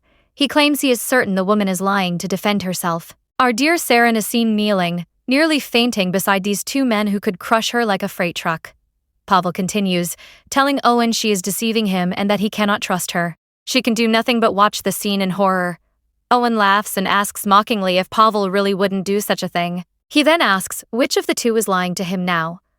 Pavel thinks he sees an opening and claims that women lie by habit, that they were born to lie, just like their mother. He throws a verbal stone, knowing it will land somewhere painful. Owen's dangerous gaze shifts suddenly as he moves towards Saren. She trembles and denies lying. Owen takes her face in his blood-stained hand and tells her that if the child isn't Pavel's, it would mean he was taken advantage of without even realizing it. He tells her that if she's going to lie, she should be more convincing. Saren doesn't understand why these words are being said to her, but Owen is not stupid. He knows deep down she isn't deceiving him. He grabs Pavel by the shirt and pulls him. Pavel realizes he isn't being believed. Just as Owen begins to forcefully rearrange some of Pavel's teeth, a hand stops him and tells him to quit. Owen orders the man to let go, but the man persists, informing him that his grandfather is there and he must stop now. Owen laughs, noting that it is the grandfather again and that it seems nothing has changed. Pavel begins to breathe again. He thinks Owen can mock him all he wants, as that is much better than being fish food. He knows very well that Owen does not joke around. Owen prepares to leave and warns Pavel not to do anything stupid and to wait there. He gives an order to Yuri, the man who just arrived, telling him to cut off the bastard's legs if he moves. Owen enters the private elevator, and just as the doors are closing, Saren rushes forward to stop them. In her desperation, she cries out that her sister had a child. Owen asks if that is really the truth. A realization is shared. Her sister really didn't know. She didn't know that the father of her child wasn't Owen. Or perhaps she did know but refused to accept it. In her diary, she only wrote about Owen. Saren's thoughts insist that her sister didn't know. She knew the real Owen would eventually discover everything and wouldn't leave them in peace. Perhaps that was why she couldn't tell the child's father the truth and returned home in terror. Saren wonders what her sister did and if it was all to protect Hyan. While she trembles in terror, having seen firsthand how dangerous Owen is, she begs him not to hurt her nephew and not to touch the child. These are the frantic thoughts of poor Saren. She realizes that coming there was undoubtedly the worst choice she has ever made in her life. Her goal was to find Hyan's father and secure child support because they needed it so badly. The child is unwell, and she needs the money at all costs, not just for growing debts, but for his treatment. She needs him to live. She never imagined things would escalate to this point. She continues to beg, promising it wasn't the child's fault and that it was her own. She starts to cry. She wonders how long Owen has known the truth about her sister because he doesn't look surprised as he watches her. She wonders why the man who controls Eden City has spent so much time and effort on someone like her if he knew the truth from the start. She asks him how much he knows as she holds the elevator door open. She wonders if he knows where Hyan is. In that moment, he grabs the lapel of her coat and pulls her into the elevator with him. In Owen's hands, anything can happen. They descend to the first floor, right to the casino. She is still wearing her indoor slippers. He begins to pull her through the casino, leading her to the betting table where they had their first encounter, or rather the second, after he soaked her with the water from his car. She is surprised to see the betting table and the girl in charge of the bets telling everyone to place their wagers. Owen holds her from behind and leans toward her ear, telling her she asked how much he knows. He says he knows all her secrets, even the ones she doesn't want others to find. She is sweating, wondering what secrets he means. Owen continues, saying he heard that whenever she goes through a difficult time, she resorts to something. He asks if she bets, or perhaps if it is something else. He picks up a glass of liquor. He begins to pour the liquor out, and it falls like a golden waterfall. Seeing this, her mouth begins to water. The reason for this reaction is explained. When Saren's mother could no longer bear her pain and finally fell asleep after receiving strong sedatives, Saren was there, witnessing it all and unable to do anything to help. She had to endure long nights completely alone and devastated. There was only one thing she discovered she could lean on, and that was liquor. It made her forget the immense pain. After her mother passed away, her sister returned to Eden City, leaving her alone once more. She had managed to quit drinking after so much effort for Hyan's sake. She had almost hit rock bottom, and only her nephew saved her. But even now, when she sees a drop of liquor, she salivates without control. An alcoholic never truly stops being one. She swallows hard as the golden liquid falls. Owen hasn't missed any of this and watches her. In the background, the dealer calls out that there are no more bets. Discovered and devastated, Saren falls to the floor. She realizes that from the moment she arrived, all her cards were already on the table. He has been playing with her the whole time. She looks up sadly and asks if he even knows about that. He tells her of course he does, as he is very good at finding broken things. He cleans his hand, and she wonders if there was ever anything she could have hidden from him. He takes another glass of liquor and brings it close to her while he stands elegantly and she remains on the ground. She thinks that just one sip could make her drunk and help her forget all her problems, allowing her to lose control and escape for just a moment. She reaches out her hand, trying to grab the liquid that offers escape. Just as she is about to reach it, Owen throws the drink to the ground. She watches it fall. He tells her she is breaking his heart. Saren asks why on earth he did that. Owen tells her she shouldn't do it, noting that she has worked too hard to quit. However, he also knows that someone who has had a vice needs another to replace it. A deal is about to be put on the table. He tells her she is going to relapse into the same thing. She doesn't understand. He kneels in front of her and tells her she no longer needs to depend on that, as there are other ways to stop thinking. He points out that it has been proven he isn't the man who was with her sister, as he never lied about that. He says there is nothing stopping them from sleeping together. That was Owen's goal all along. She asks what he is talking about, feeling dizzy from the smell of alcohol. She knew it would end this way, yet he is still testing her. Owen tells her she has to give him an answer. She asks why he is doing this to her. Owen looks at her and thinks that her eyes provoke a desire in him so intense it has been impossible to resist from the start. He tells her it is her fault, while he extinguishes his cigar in the liquor on the floor. He says she should never have looked at him with those eyes. He grabs her, picks her up, and carries her away in front of everyone. They have provided quite a spectacle in the casino. She only wonders where they are going as she closes her eyes. Suddenly, they are inside Owen's car, and he is securing everything. Saren finally decides to ask him where they are going. He replies that they are heading to a villa. He asks her if she really expected their first time together to happen with Pavel right there in the penthouse. At these words, she becomes frightened and stammers that she has no intentions of doing anything of the sort. Owen suddenly brings the car to a halt and begins to provoke her, his touch lingering on Saren. She starts to tremble beneath his caresses. He questions her, asking why she sounds so shaky and so needy for him if she truly has no such intentions. She can only shudder, trying desperately to hide the physical sensations coursing through her. He continues to press her, noting that she does not seem to be very sincere. In an attempt to deflect his attention, she cries out for help, begging him not to hurt the child and insisting that everything is her fault. If one were to ask the narrator, they would point out that Owen has not actually threatened the boy at all. Regardless, she can only think that she was the one who made the wrong choice. Because she insists that everything is her fault and that she has behaved badly, Owen, acting like a seasoned hunting dog, decides to take advantage of the situation. He tells her that she will have to receive an adequate punishment, leaning in to bite her ear. Later, as they continue their journey, Owen brings up the child again. He informs her that by now, the boy must have already boarded the plane. Saren is absolutely and completely shocked by this revelation. Owen keeps his eyes fixed on the road, concentrating on the drive, as he tells her that he is going to bring the child high and back to her. After this, the scene shifts back to the penthouse. We see one of the stars of this story once again, a man who seems destined to cause a great deal of trouble, Owen's brother, Pavel. He complains of the pain, swearing that his brother broke his jaw. He wonders what kind of madman would do such a thing to someone with his own face. He calls out to Yuri to help him up, but Yuri stands before him and tells him to get up on his own. Pavel remarks on how cold Yuri is before seating himself on the sofa like a lord and master. He sighs, claiming he is tired. He then looks at the Doberman he had previously kicked away and offers a mock apology, saying that is what happens when one meddles where they aren't wanted.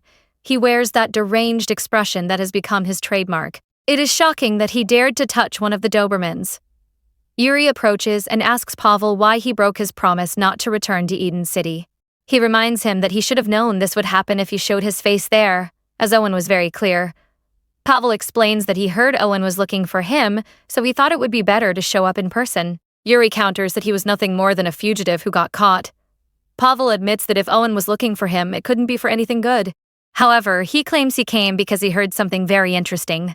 He notes with amusement that a man who never showed interest in any woman is now accompanied by one. He finds it hard to believe, especially since she is an Asian woman, a group his grandfather detests. He felt he had to see it with his own eyes. Owen's bodyguard thinks to himself how stupid that reason is. He then asks Pavel who it was that had a child with an Asian woman in the first place. Pavel snaps back, telling Yuri to watch his words and claiming that if Yuri were under his command, he would have had his tongue cut out. He mutters that no one could have imagined she would get pregnant. He then asks Yuri where that woman is now. Yuri informs him that she is dead. Pavel is surprised and asks how, and Yuri explains it was an accident. He adds that the woman Pavel saw earlier is the child's aunt and is the one caring for him. Pavel reacts with fury, realizing that since she is dead, he can no longer do anything about the fact that she exposed him to Owen. Yuri thinks to himself what a cursed bastard Pavel is. He is speaking of the woman he impregnated and his own son with such coldness. Yuri suspects Pavel came with the intent of finding something to bring Owen down, but he knows Owen likely won't allow that to happen. Yuri realizes that if someone has to deal with all of this, it will be him. They continue talking, and Yuri tells Pavel to take the old man, referring to the grandfather, back to Moscow and to stop causing trouble. Pavel complains that his wounds still hurt, asking how he is supposed to face his grandfather with a face that has been so thoroughly trashed. He asks if Yuri's master didn't teach him basic manners. Yuri is merely annoyed, thinking he shouldn't have stopped Owen earlier. No, he definitely should not have. It is now much later, and they have arrived at the villa. Saren asks if it's true that the child is coming from Korea. She tells herself that if anything happens to Hyen, she won't be able to bear it. She stares at Owen, waiting for a response. Owen tells her that his grandfather places a high value on family lineage, and he intends to respect that for the time being. She thinks about the grandfather and asks if the boy will be safe, reminding Owen that he is very sick and must be very scared. Owen replies that the boy wasn't scared. As soon as he was told he was going to meet his father, he rushed off happily without hesitation. Saren remembers how the child used to cry because he longed to know his father. She feels a sense of relief, realizing Owen arranged everything so Hyen would follow without resistance. However, she wonders why she feels this way. Sitting in the car seat, she tells herself she should be desperate now that everything has been revealed. Her past, the things she protects, and her weaknesses have all been exposed to this man. She looks at him out of the corner of her eye. Yet, somehow, she feels as though she no longer has to worry about anything. She feels that he is solving everything for her, and the lack of fear brings her relief. She acknowledges that he is truly terrifying and that, in her right mind, she never would have wanted to meet him. Suddenly, she speaks up and says she will do it. He asks what she is talking about. She tells him she will sleep with him voluntarily. She thinks to herself that he is likely the only one capable of completely shattering her, much like those nights when she let alcohol destroy her until she lost all control and sense of self. Owen smiles because she has finally yielded to what he wanted from the beginning. The narrative shifts to a memory of heavy rain falling from the sky. It was the moment Owen's own mother attempted to take his life when he was just a small child in a filthy pool. The boy is seen emerging from that dark water, watching the back of his mother as she walked back into the place where they lived. It is explained that his mother depended on all sorts of things. The woman is seen drinking alcohol directly from a bottle, seeking out men or any substance that would let her lose herself. This is why Owen was able to recognize the look in Saren's eyes instantly. The first time he saw her desperate face, when he soaked her with water and offered her money, which she didn't refuse, her gaze was identical to his mother's. Her eyes seemed to have lost something. It appears she has now left alcohol behind for the sake of the child, and Owen recalls the way she reacted when she saw liquor in his hands. But Owen knows that addictions are not that simple to treat. He believes that addictions are never truly cured. He is certain that this woman will instinctively look for something to replace the alcohol, one pleasure for another. That is what all dependents do. So on that day, he decided that he would be that something. When she finally tells him she will sleep with him voluntarily, he smiles in triumph. He plans to make her so dependent on him that she won't be able to live without him. It is a dark, calculated thought. Finally, they are in front of the villa. They have arrived after the long drive. They get out of the car, and it is snowing. The cold is infernal. Saren hugs herself, lost in her thoughts. She realized she left with only her slippers on and simply ran after him. She didn't expect a villa in the middle of a mountain and wonders how far they traveled from Eden City. As she is about to slip in the snow, Owen catches her by the arm. She looks at him and realizes she is about to go through with this, with a man she doesn't even love, simply because she wants to silence the noise in her head. Owen tells her she has that look again, like a cornered prey, and asks if she is afraid of him now.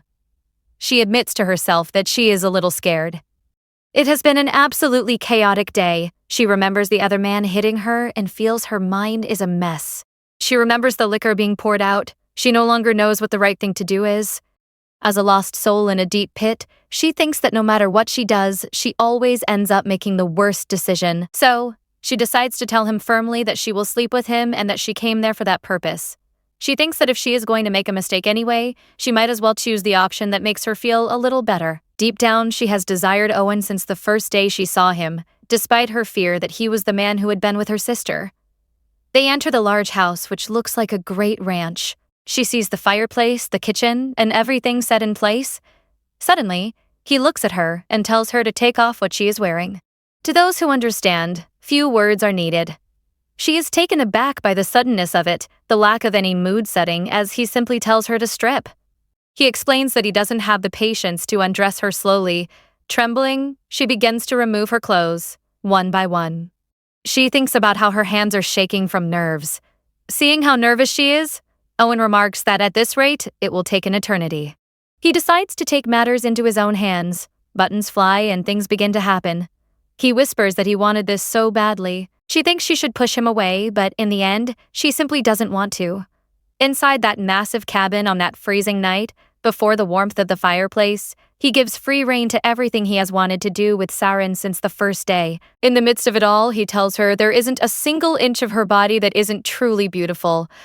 Taking advantage of the situation, Saren simply lets herself go as well. The night becomes very long for her because Owen is by no means an easy lover to please. As dawn approaches, she finds the experience difficult and realizes he frightens her a little because he is so intense that she simply doesn't know what to do. Exhausted, she asks him if he is always like this when he does this. He replies that he has never done it with anyone else. She is shocked to realize it was his first time as well. As she weeps against his chest, she feels like she is going to lose her mind. Owen's silent promise held true. He would make her lose her head.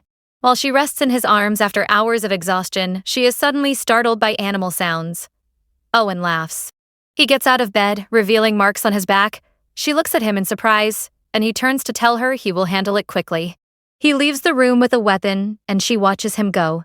She peeks out and realizes he is gone.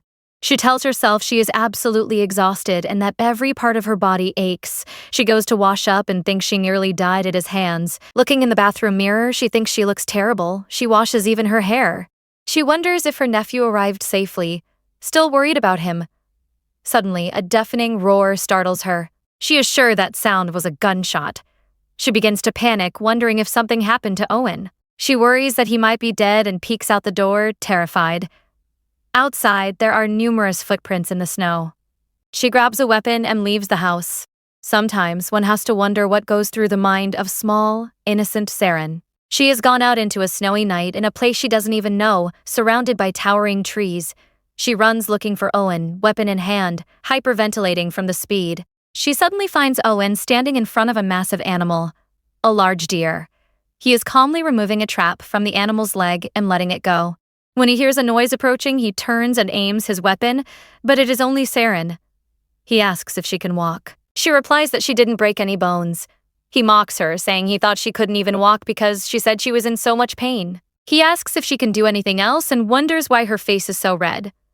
She drops the weapon in shock and tells him she heard a shot and thought someone had died. He is surprised and asks if she came out to see if he was a corpse. She says of course not, claiming she thought it was the other person who died. Occasionally, she is quite clever. She admits she thought he was going to kill the deer in the trap, but instead he was saving it.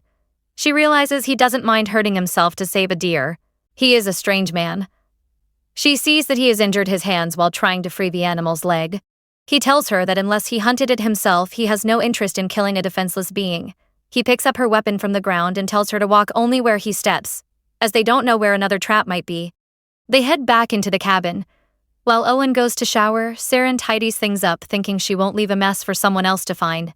She remembers she is hungry and finds that the place, though seemingly empty, is fully stocked like a luxury hotel for anyone who wants to eat. She is relieved because she was starving. After eating, she decides to get some medicine to treat Owen's wounds. Just then, he throws open the shower door and she falls to the floor. He tells her she is doing useless things and says he thought she was coming to shower with him.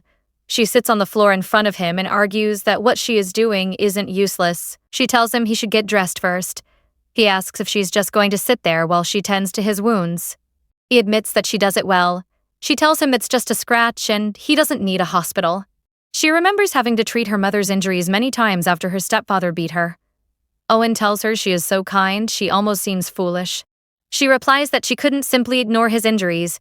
She finishes treating him, and he watches her as she turns away, remembering what happened between them. He tells her he is in the mood to answer questions now, as he knows she wants to ask something. She asks about the other man, Pavel.